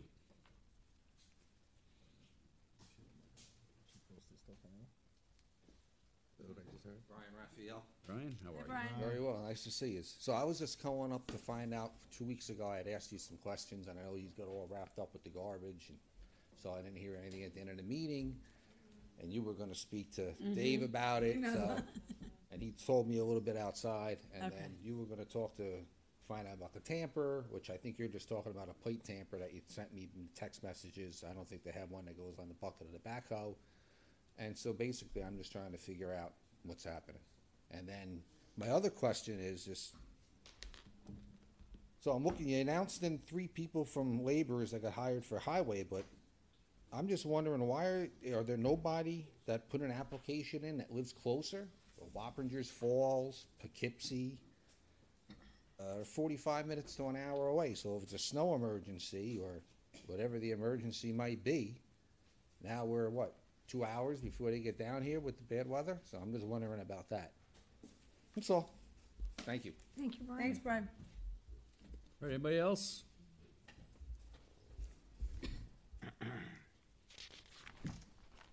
Hi, good evening. My name is Jim Flandro. I live over on Mark Road. I was coming in to talk about all the additional traffic from the detour from the Coltec being damaged and down. People are driving 50 miles an hour up our road. I've called the police department. I talked to Councilman Esposito about this. It's a hazard. We need to get something more done. The police department put up a speed limit sign. It stopped working in 3 days. Now it's gone. I don't really know what to do. I'm afraid to walk with my dogs, that we're going to get hit one day. So I talked to Dave. He's thinking about maybe putting Yeah, we actually, I'll address it after. putting speed bumps across it. I talked to Councilman Esposito, maybe putting stop signs going up as a temporary solution until this is back in place, and then you could remove that stuff. So we're just looking to try to be safe. I mean, I'm getting rush hour traffic between 4 and 7 o'clock. I'm getting hundreds and hundreds and hundreds of cars driving up there at speed. So hopefully we could get something else a little bit more done. Can I break protocol and just ask Jim a question? Let's. No, because I need to be able to respond. You mentioned between, how is it in the morning? Mornings, when I leave, it's okay. When I'm around all weekends doing stuff outside, the traffic isn't that bad. It's really the rush hour from 4 to 7. Okay. That's when a lot of people are coming home and going through to go to Cortland, stuff like that. So, Okay. Thank you. Thank you so Thanks, much. Jim. All right, can you get a motion? Can I get one more thing in? One time. Motion to close courtesy of the floor. Second. Can I have a second? Second. All in favor? Aye. Okay. Thank you. I want to thank everybody for their comments. We do take them seriously. Some we can answer, some we may have to look into. It's with regard to the fluoride, Susan, you were mistaken about the joint the joint waterworks. They actually are doing some repiping in there on a piece of equipment. So last week or the week before, I believe you said that joint waterworks had nothing to do in there. No, they absolutely do, because they're going to take it over. And as soon as that piece of equipment is put back in, it may have been put back in today, they're going to formulate some type of a plan with the health department to do the water check, and then we'll go from there. A couple little housekeeping things, but nothing that will prevent them from starting it, unfortunately. I'm just trying to think. Mr. Strauss, 100%, you're right. The e-bikes, the quads, the motorcycles, the so on and so forth. Adam's been working diligently on that, and I'm sure he can tell you where he's at with that particular law at this point in time. But it's all encompassing.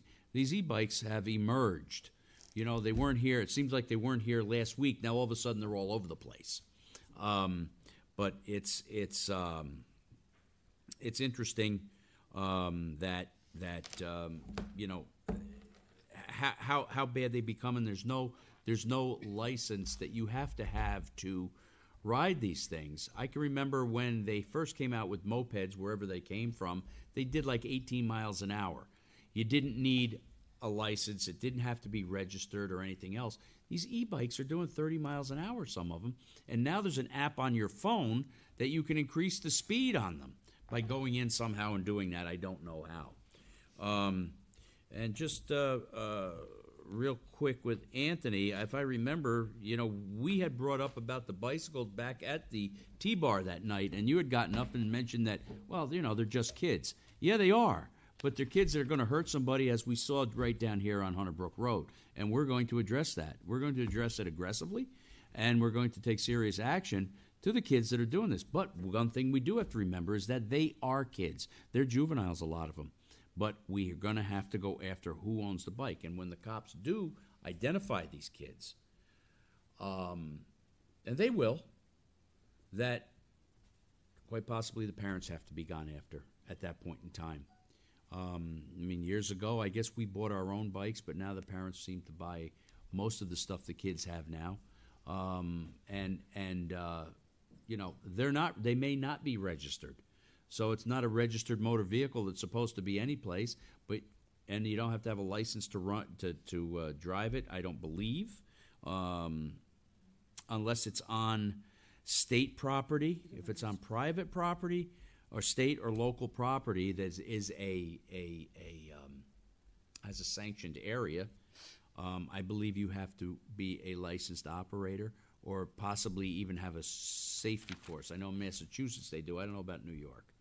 But you may not even have to have a license at this point. Maybe that's something. They started it with jet skis, where you had to at least get a safety course, and that gave you a permission. So I think since COVID, these things have come out, and to an extent of where people are just using them more. They realize that we do have a great outdoors, but they're tearing up our great outdoors. We actually have a video of an individual, if I'm not mistaken, Jim, and we know who he is, that was up at Granite Knolls tearing it up with a quad in the grassy areas, and I'm guessing that that's going to be taken care of, but Jim can speak to that. I'm just trying to think if there's anything else. But the fluoride is on the horizon. With regard to our fund balance, unfortunately, because of the cell phone towers, we had to have a special program that we had to buy. We had to go over. We're just getting preliminary audit reports back.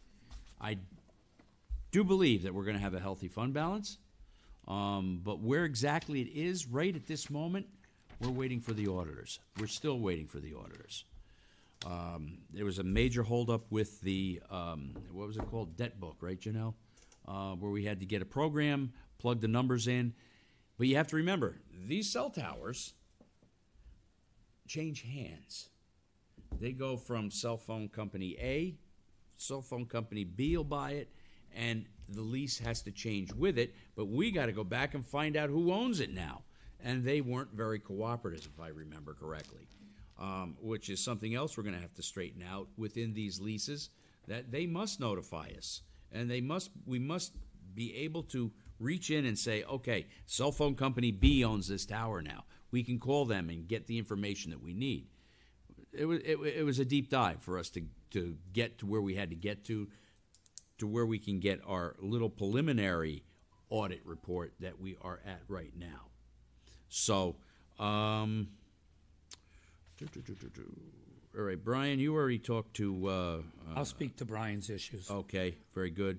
And I'll speak to Jim's issues if that's okay with everyone. Sure. And that's as far as I'm going to go and as far as what we have here now. But, like I said, we do have a healthy fund balance is what we were told. So, that page that Pat always hated, where that 9% is coming in, which was a mistake. That's where that is. It's if we have no fund balance at all, that's what we'd have to raise taxes so that we'd have a fund balance. So, but municipal experience would have dictated that that's what that was, and it would have, that probably could have been stricken. So that's all that I'm going to speak of. Ed? I do know we've had the senior transportation bringing people to the stores. I will look into exactly where it is at this point past COVID, but we have that, and we do have people that are brought to the senior center. So people could sign up to be picked up and brought to the senior center to get out of the house and get about. There's been a lot of comparison to competitive karting and competition karting, which are literally two different companies. There were different partners, different structures, and the fact that people keep saying that competitive karting failed, where they didn't. They got through the entire bid, all of the extensions, and only lost in the competitive bidding process. When it was up again.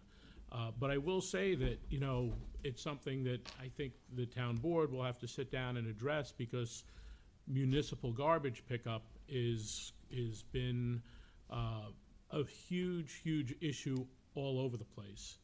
And one of the things that, was addressed, and it's a reason that competitive and competition and other smaller companies were able to get in, is there were some really bad some really bad language on the helpers, who basically are just lugging garbage cans, had to have a minimum amount of years of municipal experience. And this was done to sort of ensure a monopoly for the companies that had municipal garbage contracts. So the little guys coming out there and trying to save money for the towns and make a living were getting cut out of it. And I think this changed probably going back around 9 years ago on our contracts, and that was reduced. So, you know, it's something we're going to have to take a look at as a team, and you know, we have about a year to really drill down. But you know, garbage is going to be a lot of garbage coming up. Oh yeah. Just one quick thing, with the garbage situation. Not only did we get it straightened out, we made it better, and we got the guys all jobs, so nobody lost their job. All right, I think that was an important thing that was done also. These guys have families, they work hard. Anyway, Serge. I'm gonna pass to Luch, and then Lou, you'll send it back? Yes, All please, right. that'd be great. Okay, so, as far as the ATV goes, let's just be frank, as far as safety goes and being accountable and having responsibility when you're on the roads and you're sharing space with the vehicles, with the pedestrians and whatnot, I think we all need to be much better. My suggestion would be to put our heads together and come up with some sort of like lesson or teaching of what needs to be happened. But I did research that there are 3 stages of these e-bikes, and every time you go and buy the bikes, it tells you where you could ride it, how you can ride it, how the helmets are. It's sad that you don't have to sign up on it. They don't need to be insured like ATVs. Certain ATVs do. None of it belongs on the road unless it's been registered. As far as here goes, e-bikes have been banned from the Bronx Manhattan Trails. They've been banned from Dutchess County. They've been banned from Wallkill Valley Rail. And there's class 1, 2, and 3. I kind of remember even when Chief came up here and was talking about it, that he would confiscate the ATV. I said, well, where do I sign so you take my son in too, right? If he's doing something bad. I think we have to make a community effort to be really responsible so that whether it's reflexes or distractions or whatnot, we're not injuring each other, we're not hurting each other, and we are taking safety first, starting from how we're driving, whether it is because of traffic, we shouldn't be speeding, knowing that there are people that are walking in the community. So I don't know how to get this out to the parent, like, where you sign or the kid to sign on it. Like I do peace treaties with my kids, like now that school is back, it's come home, do your homework, everyone signs our home contract. This is one of those things where if you have an e-bike, maybe you register it for $10 with the town clerk and you sign that you're gonna act in, best behavior. I don't know, I'm pulling this out of nowhere. But obviously there are every time you buy one, so if I was to buy my son a Highboy, the electric bike or the electric scooter comes with rules and regulations and where they're allowed to be ridden, how they're allowed to be ridden, what can't go over 20 miles. And I think we're missing, again, reading the fine print, just like we miss, driving 20 miles an hour instead of, and going 50 when it's supposed to be 20 miles. I remember at the links when he brought up the cell phones, I would almost ask, Mr. Kopstein about it, but I remember them like waiting for something from like the reviewing of the multiple surveillances. I don't know if that delayed us from pulling the trigger or not, but I'll get back to you. I'll talk to Chief Noble about it. But I do remember him going to housing of the companies and figuring out what was available for the district and what would work best with our cell towers and all that. I don't know if that took too long or if it was my fault or our fault or whatever it was that it didn't get pulled on. I'm actually going to have Jay, not to interrupt you, Luch, I'm going to have Jay come up and just give us a brief timeline of what happened during that. So. Yeah. I always feel like there's I all generally these don't other, do that, but I think this is important. There's just all these other steps that I think happen that they're constantly moving, and sometimes they do take several weeks. As far as Mr. Kopstein, you mentioned the culture of the riding, mentioning that it's a part of the fabric of this community. I think, and I'm not sure if I said it or not. I might have on some level, but for me, the fabric of this community is the freedom and the enjoyment of nature and the connection with nature. That doesn't mean you don't respect it. That doesn't mean that you don't behave in a certain code or obey certain laws or whatnot. I get it. If there aren't certain laws, so be it. Maybe it is you buy an ATV and you have to stay on your own property. I don't know. But all I'm saying is, when I moved up here, it was because I wanted my kids to explore the trails and I wanted to teach them independence. I learned it on the subway. They were going to learn it on their bikes. We're a big Ironman family. We do a lot of that stuff. If I did say it, that's where I was coming from. It was not at all saying that the ATVs and their rights trump the protection for the community. So I know, but if I did say it, I'm just saying, okay, but I'm just saying that's what I meant. I'm just making it clear, that's all. And stream team and all that stuff, Brian, okay. I'm leaving you with Brian. Oh, you were going to bounce it back to Sergio? Yes, I'm going back to, Mary I'm just first. saying you do let me Brian. know. Yeah, I'll take it. Nothing? You're good? All right, Sergio. You do Brian. So Jim, after our conversation, I made 2 phone calls. I spoke to Dave regarding your concerns, and I also called Officer Rohr, who is the traffic guy for Yorktown Police. I had some extensive conversations with them. We went back and forth. I know Dave had mentioned to me potential speed bumps. We talked about stop signs as well. There are issues with the temporary stop signs. Dave, are you going to address that? Yes. And there were issues with putting down the temporary speed bumps because it's actually getting close to where it's going to start to snow and stuff like that. So you have to put them back up. So that might be a solution for when the weather turns. But I'm going to let Dave address it to you. I will tell you, I was the one that brought up the culture thing, okay? So I didn't think it was such an offensive thing. What I did say was that it's unfortunate because it's really a part of the culture. When I speak to old-time Yorktown people, they would ride their bikes and all of that. Now, I'm not saying that stopping the road for the cattle to cross is still appropriate in this day and age. What I did say was that it's unfortunate that a select few are ruining it for the rest of us because many ATV drivers and many e-bike people that use e-bikes are responsible, believe it or not. And unfortunately, there are some that just aren't. And, they spoiled the pot. That's what the issue is. And now it needs to be addressed. And it needs to be addressed. And I also was in favor of holding the parents accountable for their children. Because I got to tell you, if I did anything like that, I would be held accountable by my parents. And I'm not talking about getting grounded. I would get beat, okay? And so I didn't want to get beat, so I didn't do the things that I knew would get me a beating, right? I'm not saying we beat these kids up, but I'm saying that, there has to be some accountability because it is out of control and it's not everyone. And so I don't want to, crucify everybody, but at this point, it's crazy. They're ripping up our trails, our turfs. I mean, that all has to stop. So yes, I was the one that said it was a part of the culture in Yorktown because guess what? It was, and it still is. And now we need to figure out in the modern day and age with 35-mile-an-hour e-bikes on how to mitigate the dangers that we're facing now, okay?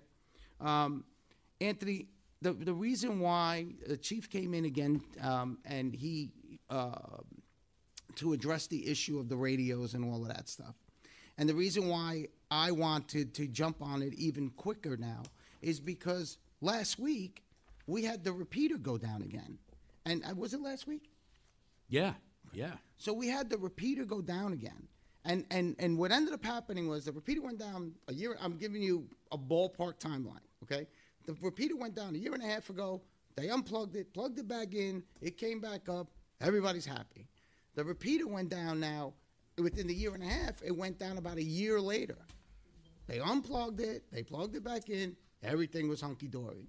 This time, it's about 6 months later. So we went from here that it's going down to here to now we're here. And this time they had to unplug it and they couldn't get it back up. So they had to go to the backup repeater. And the backup repeater doesn't have the range that the other one, that the main one has. They left it off. They left it unplugged overnight. Luckily, the next day, God was upon us and the repeater came back up and the communication was restored to the level that they need to communicate at in order to protect us. So at this point, right, it's time. And this thing's been going on since 2019, and then COVID got in the way, and everybody's got the COVID excuse. But that was why the sense of urgency really, really, really increased for me. I'm speaking for myself. I think everybody will agree, but I'm speaking for myself. And now that's why we wanted to actually get it done. We were actually thinking about trying to pass a resolution next week. And we're like, you know what? Every week counts, every day counts, every minute counts. I'm an IT guy. When you start unplugging stuff and you plug it back in and it doesn't come back up, it's a sign.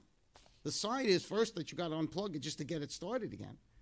The sign that you unplug it, count to 10, plug it back in, and it doesn't come up, and you got to leave it off overnight and pray that it does, that is impending doom.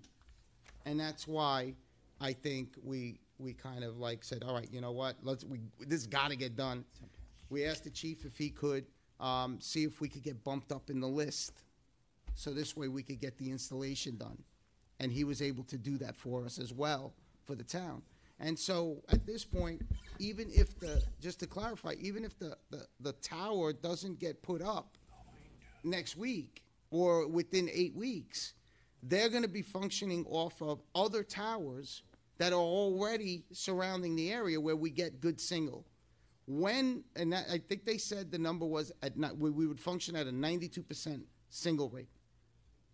Now with the tower that they put up here, we'd be over 95%. You never get 100%, right? Because you have gaps and there's all sorts of stuff that interfere with radio frequencies and Wi-Fi and all of that stuff. We also talked about whether or not we should get radios at a slightly additional cost that have SIM cards in them. So this way, if all else fails, the radios would work like a cell phone, right? And so if you have a cell phone single, you would have the radio. So now we even have a tertiary backup plan in place. But the reason why the sense of urgency just increased all that more and why we want to get this done tonight is because personally, from an IT perspective, I think we're out of time with what we got. And Dave is going to get the existing radios, and it'll work for Dave because Dave, not all the time, they're communicating. It's not a mission critical thing. Somebody's not having a heart attack. Somebody's not, you need 100% communication for that. And so Dave could function, if they can't get the main repeater online, they could get the backup repeater, which doesn't have the range, but Dave doesn't necessarily need the range because he's not. Easy there. Well, you know what I mean. Because The let range is me very good. tell you when the police department, the ambulance, and the firemen can't move unless highway clears those roads. No, I understand Yes, so that. we are mission critical. Yes, you are. But will the new radios give you better range and better communication? Absolutely. Okay, exactly that then. So that's where we're at, and that's why the urgency is kind of more expedited and why we're moving on it like as quickly as we can. Thanks, Serge. Also 10-6, and Dave, I'm gonna skip over to you in just a second. 10-6. What else is new? Yeah, but I'm just gonna skip over you. That's no, fine. I'm teasing. 10-6, DOH is testing fluoride. So. Thank you. Yeah, one of my favorite places. We love Jay, fluoride. could you come up and just give us a high level, and we usually don't do this, high level talk on this thing of why it's taken the time it's taken, because you know this intimately. He doesn't mean high level by in depth. He means All right. an overblush. 4 years ago, in a discussion with Sergeant Scatola and Chief Noble, it was determined that their current radio system was designed when the supervisor's horse had training wheels. There he goes again. We brought in several companies to do presentations and proposals on rebuilding the existing infrastructure. It was extremely expensive. Capital expenditures would have been ours, in addition to the subscriber, the radios. The Metropolitan Transportation Authority is in the process of building out a system that goes from Albany to the tip of Suffolk County, includes some of the counties west of Hudson. They are paying for the capital construction. Because of the frequency spectrum that's being used, they needed more towers for their system than you would need in a VHF system. But again, we don't have a responsibility now for capital construction and capital maintenance. It saves the town a ton of money. The backup, as Councilman Esposito spoke about, is that the radio is also capable of long-term evolution, which is cellular. But what else does it do for us? Police officers can't help anybody if they can't help themselves. Our police officers ride in one-officer cars. They need to be able to get backup. Our town police department, thanks to the town board and Chief Noble, is a full-service agency. What does that mean? That means when the prisoner to be picked up in the Bronx or in Manhattan, they go down and get that prisoner. On the radio side, the current radio system or a new radio system, if we built it locally, would not give them coverage in the city or in White Plains where the Supreme Court is located. The system that we're going with gives them coverage in New York City, in Nassau, in Suffolk, in Orange, in Rockland, in Putnam, in Dutchess, and up to Albany. Why do I say that's important? Because oftentimes if you have to lodge a juvenile, that juvenile is not going to be lodged locally. I think that's a snapshot, and I'll be more than happy to answer any questions. I think that's great, Jay. Thank you. Appreciate it. Serge, I'm sorry, I thought you were done. That's all right, I'm good. You got it? Yeah. Okay. Dave Aru. Okay. Sorry about the mission critical thing, but fact of the matter is, highway's the first line of defense in public safety, period. Well, I nobody, didn't no. mean to, I No, didn't let mean me to finish. offend you, Dave. I'm I didn't speaking. mean to offend you. I'm No, just but saying, nobody you know, moves I'm unless talking my about men- the police and first Yes, responders. but That's what I'm talking we're not about. first Dave. responders. My men and women go out in a blizzard, in hurricanes, and risk their lives, and they're not first responders? Absolutely, Dave. But I was talking about in terms of a police agency responding to those types of emergencies. Okay. All right? Good. I agree with you, and you do a fantastic job. It's You not. shouldn't be I'm offended not by it, patting though. myself. It's But my you men and women that are out there risking their lives. And I respect them, and you shouldn't have been offended by that. I meant no offense. Okay. Thank you. I appreciate you. that. Okay. No, thank you, Mr. No, Accavano. thank you. That went by a lot of people, the Mr. Accavano. Brian, look over here.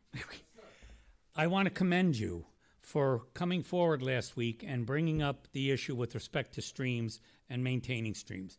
That has become a particularly interesting aspect of what we do, especially since we're experiencing these heavy rains and streams are overflowing, people's homes are getting flooded. You think you had a problem with a piece of equipment because a stream overflowed.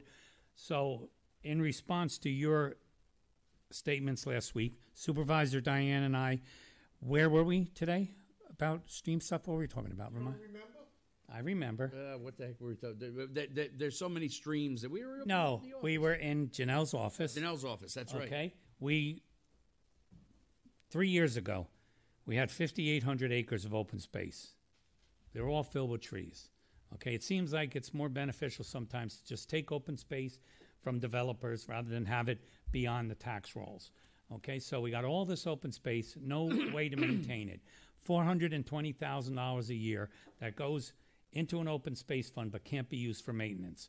Okay. That being said, I applaud the previous town board and this town board for the money that they've put into a forestry line that allows us to take care of trees that are on town property but are adjacent to homeowners and pose a threat to them. As far as streams is concerned, we discussed it with Janelle.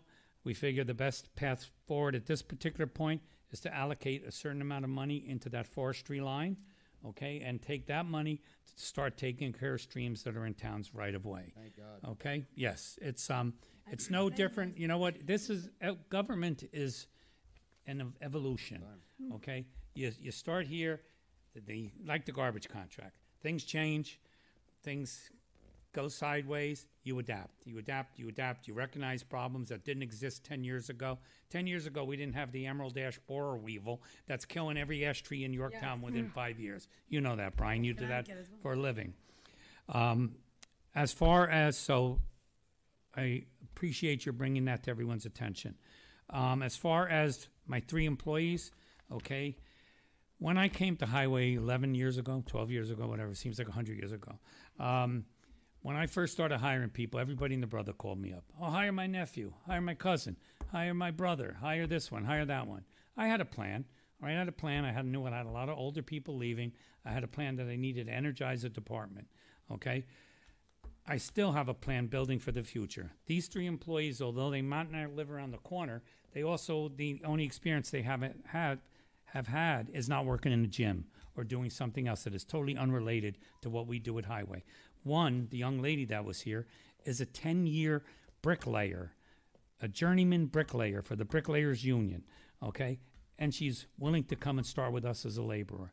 The other young man is a Class A excavator operator that works for Tompkins, and he's willing to come to us, all right? This is part of building for the future. This is where we do our thing to make sure that 5 years, 10 years down the road, if I'm dead and gone, I want that department to prosper and serve our residents, okay? The third person, all right, worked as summer help for parks. He couldn't have come more highly recommended. So, yes, I agree with you 100%. But a lot of my guys, unfortunately, with, and I hate to say this out loud, but with what Yorktown pays, you can't live in Yorktown. You cannot afford a $600,000 house, $20,000 in taxes on $75,000 a year, period. That's the fact. So, yes, are we drawing from further away? Yes, we are. But are we getting a better quality of people? I like to think so. So, in response to that, Jim, your situation, Sergio did call me immediately after speaking to you regarding the stop signs. The stop signs are a legal issue because, and I had spoken to you this outside, if we put up temporary stop signs without having a public hearing and without registering with the state, which we realize takes about 3 months from start to finish, unfortunately, everything moves slowly. All right, that being said, they would be illegal, and if there were an accident there, and God forbid there was a serious injury, the town would be on the hook for putting those signs up. More expressly, I would be on the hook for putting those signs up. So, I love you guys, but I don't want to go to jail for you. So, that being said, because I know you're not going to bring me cookies, I am looking into portable speed bumps. Okay, the ones I'm looking at are 3 feet wide by 11 feet in length, which would require, it's a 30-foot road, Mark Road, which would require 2, and it would leave about 2 feet in the middle and 2 feet on either side, or so, 3 feet on each side. So that's what I'm exploring now. The only thing is, I wish I had been more judicious and done it 2 months ago when the road got closed. And actually, you're representing the neighborhood because just today I received an email from someone that requested them on Pine Grove as well as on Bunny coming across because they're experiencing the same thing. I trust. Yeah, it's the whole detour is what it is in essence. And I'm trying to do everything in my power, put up 10-mile-an-hour speed limit signs, even though those are not enforceable, but it's not a big deal. You put a stop sign up and somebody doesn't obey it and someone ends up hurt, that's an issue. So right now we're in the deciding about speed bumps, and the question becomes, do we spend? It's not the money because you can't put a price on safety. You got kids playing out there and stuff, but do we do it now for just 6 weeks and then take them out again? So that's sort of what I'm debating in terms of the expenditure, and hopefully with the engineer coming on, the problem with that culvert is it's a Class C trout stream, and the DEC, I don't know, one of those alphabet guys, will not let you work in a trout stream when they're spawning. And apparently, they are very active because apparently they spawn from September 30th to June 1st. I mean, I don't think rabbits spawn that much. So that being said, there's a lot of, just like the garbage contract, just like everything we deal with, it's just like the fund balance. Everything is a constant movement and a constant flow. So I want you to know I'm on it. I'll be in touch with you, and we'll see what we can get done. We did put up some stop signs. I told you this earlier, because we know that apple picking season is going to begin, and we know people park now that we don't let them park on Whitehill anymore because you can't get 2 cars through when people park there. Right? They park on Mark Road, your street. Oh yeah. Okay. Oh yeah. So. Go back and forth. Yeah. So that being said, we'll see about expanding the no parking, but all we're doing is kicking the can down the road at that point. To be honest with you. Okay. Thanks, I'm Dave. good. Thank you. All right, great. Hey, and I got to actually with the fund balance, I have to give all of our department heads kudos because they tightened their belts and got us through this year. It was a tight budget, and I'm very thankful that we do have a healthy fund balance to date. But they did a damn good job out there keeping their budgets low. I mean, Dave included. He just put people on that he's been holding off for a long time. Just to name one because he's sitting right here. But all of our department heads had tightened their belts and did the right thing for the town of Yorktown and the residents thereof. All right, I'd like to get to some resolutions. Would we like to get the resolutions? Oh, we would like to get the All right. All right, from the Building Maintenance Department, advertised bid for the purchase of a used Ford Explorer, low mileage vehicle or equivalent. Okay, from the Engineering Department, erosion control bond release for 2269 Willow Ways Street. What do we got? Also an erosion control and landscape bond acceptance for Chipotle. For the Chipotle that's being put in the Lowe's Plaza there, or mall, or whatever you want to call it. Okay, from the Highway Department. We got to you, Dave. Thank you. All right. We're going to authorize the comptroller to process the following budget transfer for street lights of $20,000 from general fund to street light repair. Authorize the comptroller to process the following budget transfer purchase of ProMelt Ultra 20. 2000. I'm sorry, 2000. This is Yorktown. We don't go with the Ultra 20. We go with the Ultra 2000. I call it rust enhancer for your cars, okay? It is, absolutely. All right, for $25,000. And we're going to award a bid for professional engineering services to provide on-call and emergency bridge and culvert engineering services to the town of Yorktown, and that is Barton and LaJudas. Well done. Okay, I'll give you that. That one was Diana to be put in. And then we're going to authorize the comptroller to process the following budget transfer for paving. All right, from A909 General Fund balance of $1 million into highway paving. Dave, would you like to speak on that a little bit? I would love to speak on that a little bit. I'd like to thank the entire board, Supervisor Diana.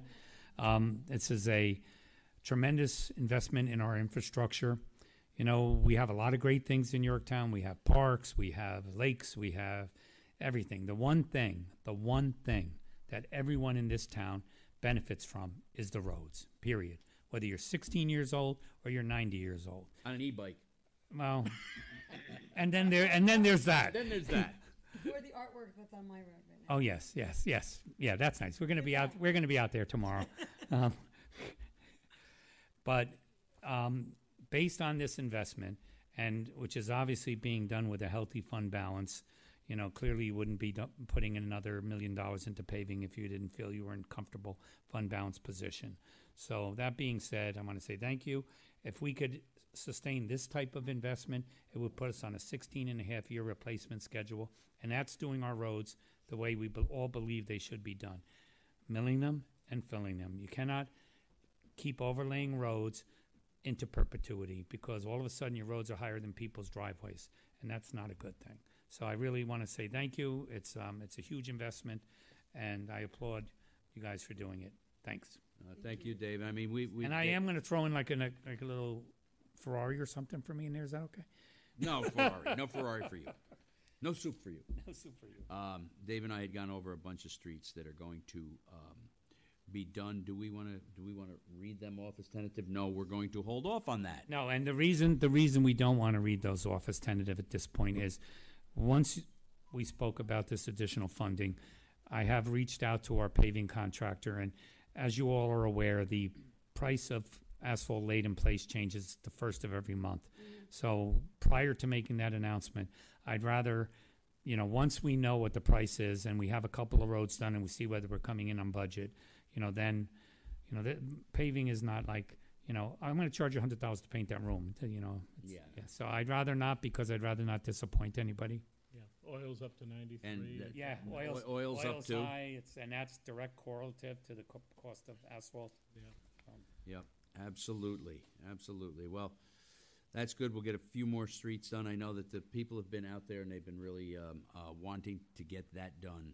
So we'll get a few more done with that little We should be able to get about 5 more miles of road done, Very which nice. is tremendous. And that'll put us into queue almost where we want to be. Yes. Almost where we want to be. Okay. From the Human Resources Department, authorize supervisor to execute an agreement with Northern Westchester Ortho for provisions of IME exams, independent medical exams. From the library, accept the resignation of Ellen Tannenbaum from the John C. Hart Memorial Library. Good luck to you, Ellen, in your future endeavors. All right, from the Parks and Recreations Department, Jim, would you come up, please?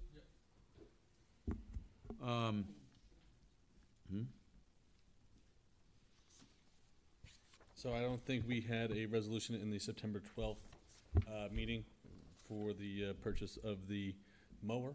No, you did not. No. Right. So I was wondering if we could add that. Their sole source, we'd be purchasing it from Cummings Sales and Service. Mm-hmm. That's for the motor, for the mower, the engine for the mower, correct? And similarly with the purchase of the 2023 Bobcat mini excavator. Oh, yes, Jim, you go. You go with your own excavator. That'd be purchased from Bobcat of Westchester on contract. So I don't have a reso for that one either to purchase. So I was saying we could add that tonight. If not, we'll have to postpone it, those two to next week. Oh, they're on there. Yeah, it's on the agenda. We good? Okay. Yeah, I think that because you have it as a budget transfer, you want to change it from authorized comptroller of the process of budget transfer and to authorize the Parks and Recreation Department to purchase a new Toro 5910 mower engine off of contract. That'd be the appropriate wording. That'd be and perfect, that's what's right? not in Yeah. here. And That wording, yes. that would be the same wording for the next one, authorize the comptroller to process a budget transfer and authorize the Parks and Recreation Department to purchase a new 2023 Bobcat mini excavator off contract. Yes, the one correction though, with the engine, that's a sole source provider, Sole source, okay. with the exception of the Bobcat, which would be off contract, county contract. Okay. Sorry about that. Don't No, let no, it we gotta happen get it again. I appreciate. Hey, while I have the opportunity, though, Tom, I really want to thank you for listening to myself and my department, my Parks Department, Dom Monopoly especially, on the needs of our department and helping us get to this point with the items that we need to service this community. You know more than anyone else that it's these engines, these machines that help our guys work efficiently. So thank you for listening to us, and thank you for helping us get to the finish line on these two items. I know it took a long time, but we had to know where we were going to be at, and this was once again, this is not a wants budget. This is a needs budget, and we're okay, at this point. So I didn't know that, early on, and it's only because we didn't have an audit back yet. Yep. And these two items aren't wants, they're needs. Their for needs. This department. Their needs. Yep. Absolutely. So thank you. All right, you're welcome. Okay, we're going to authorize the comptroller to process a budget transfer for the DE tank resurfacing at the Brian J. Sylvan Aquatic Center. That's an interesting thing where that tank has to be repaired because it's starting to come through a wall which goes into our pump room, which if it gets through that wall, goes into the pump room, not only will that pool not be able to be utilized. Every motor in there, every switch relay will be gone, and that's It's leaking like that much? it's getting there. It's weeping. It's weeping, not leaking. But we want to get it before Yeah, it no, you does gotta do fix it. that. And that will be $51,800 from general fund to beach and pool facilities. All right, then we're going to authorize the comptroller to process a budget transfer for the chlorine tank removal and installation at the Junior Lake facility for $45,200. We had we had one let go about 2 years ago, if I'm not mistaken, over at the Shrub Oak Pool. Same thing, they're the same vintage. We want to do this proactively so that we don't have this happen again, because it costs us tens of thousands of dollars to get the chlorine out of the secondary containment so that we could go in and remove the tank and or replace it and the piping. So it was exponentially more. We're doing this proactively. These are things that have been neglected over many years that have to be done, and we're getting them done. Authorize the comptroller to budget to process a budget transfer to the installation and retrofit of the Musco LED sports lighting system at Downing Park baseball field and softball fields. Okay, 37.7 from fund balance to 37.7 for grounds maintenance. Award a bid for the Brian J. Sylvan Aquatic Facility DE tank resurfacing. Is that a double print? I think so. I think it is. Award the bid. Oh, one's awarding the bid. Okay, I'm sorry. So we're going to do that. Award a bid for the removal of the chlorine tank and installation at the Junior Lake Aquatic Facility. And then we're going to award a bid for the Downing Park softball LED retrofit. Okay, from the police department, we're going to authorize the chief of police to execute a hold harmless agreement with the City of Rye Police Department for the donation of 2 bicycles to the Yorktown Police Department. We're going to be starting a bicycle unit. Authorize the chief of police to execute and extend a service agreement with Daktronics, Inc. I'm not sure what they fix. But, all right. And then from the supervisor's office, we're going to start to process a grant request for Crest for renovation of Railroad Park Playground to the tune of $250,000 if we get the grant. That'd be great. And we're going to have another Crest grant for repair and cement relining of Water Maidens, which has become a very, very positive thing that we're doing throughout town to get the water flowing through the pipes for firefighting purposes for another $250,000. Approved change order from the Water Department. Approved change order number 2 to the cement relining bid awarded to Michael's Pipe Service for reconciliation of scheduled and installed quantities for unit price items for the Strawberry Road portions of the cement relining. And authorize the comptroller to process a budget transfer for water meters material from fund balance water meters to fund balance water meters supply, $20,000 and $25,000. Okay, and then we have. Oh, and Supervisor, the Daktronics fixes the LED lights. Oh, is that what and that the is? signs. Yeah. Okay. And then we're putting out for resolve the bid for professional services. Oh no, we did this. We did that. Okay. Just the- You want to read yours? I emailed Oh. one for the PD. He doesn't have his computer. That was for the radios? Yeah, why don't you just read it, Adam? Make it easy. His computer's not in front of him. He emailed it to air. Would that be called an airdrop? That's a real. Go ahead, Adam. Resolved, the town is authorized to enter into an agreement with Harris Communications for the provision of radio communications equipment for the police department in an amount not to exceed $852,266, including an extended warranty for $7,800 annually and LTE subscription for $8,391 annually. Okay. That's it. All right. Can I have a motion? Motion. Second. All in favor? Aye. Opposed? All carry? All right, very good. I'll go for the last motion of the night. Can I have a motion to adjourn? Motion. Second? Mary second. Oh, it's Mary second? You gotta speak up, Mayor. All right? She's falling asleep. I'll tell you. All right? All right, second, we got a second. Any opposed? Nope. All right. Look at them up. Motion carries. Good night, Yorktown. Hang on there, Diana, I'll give you that.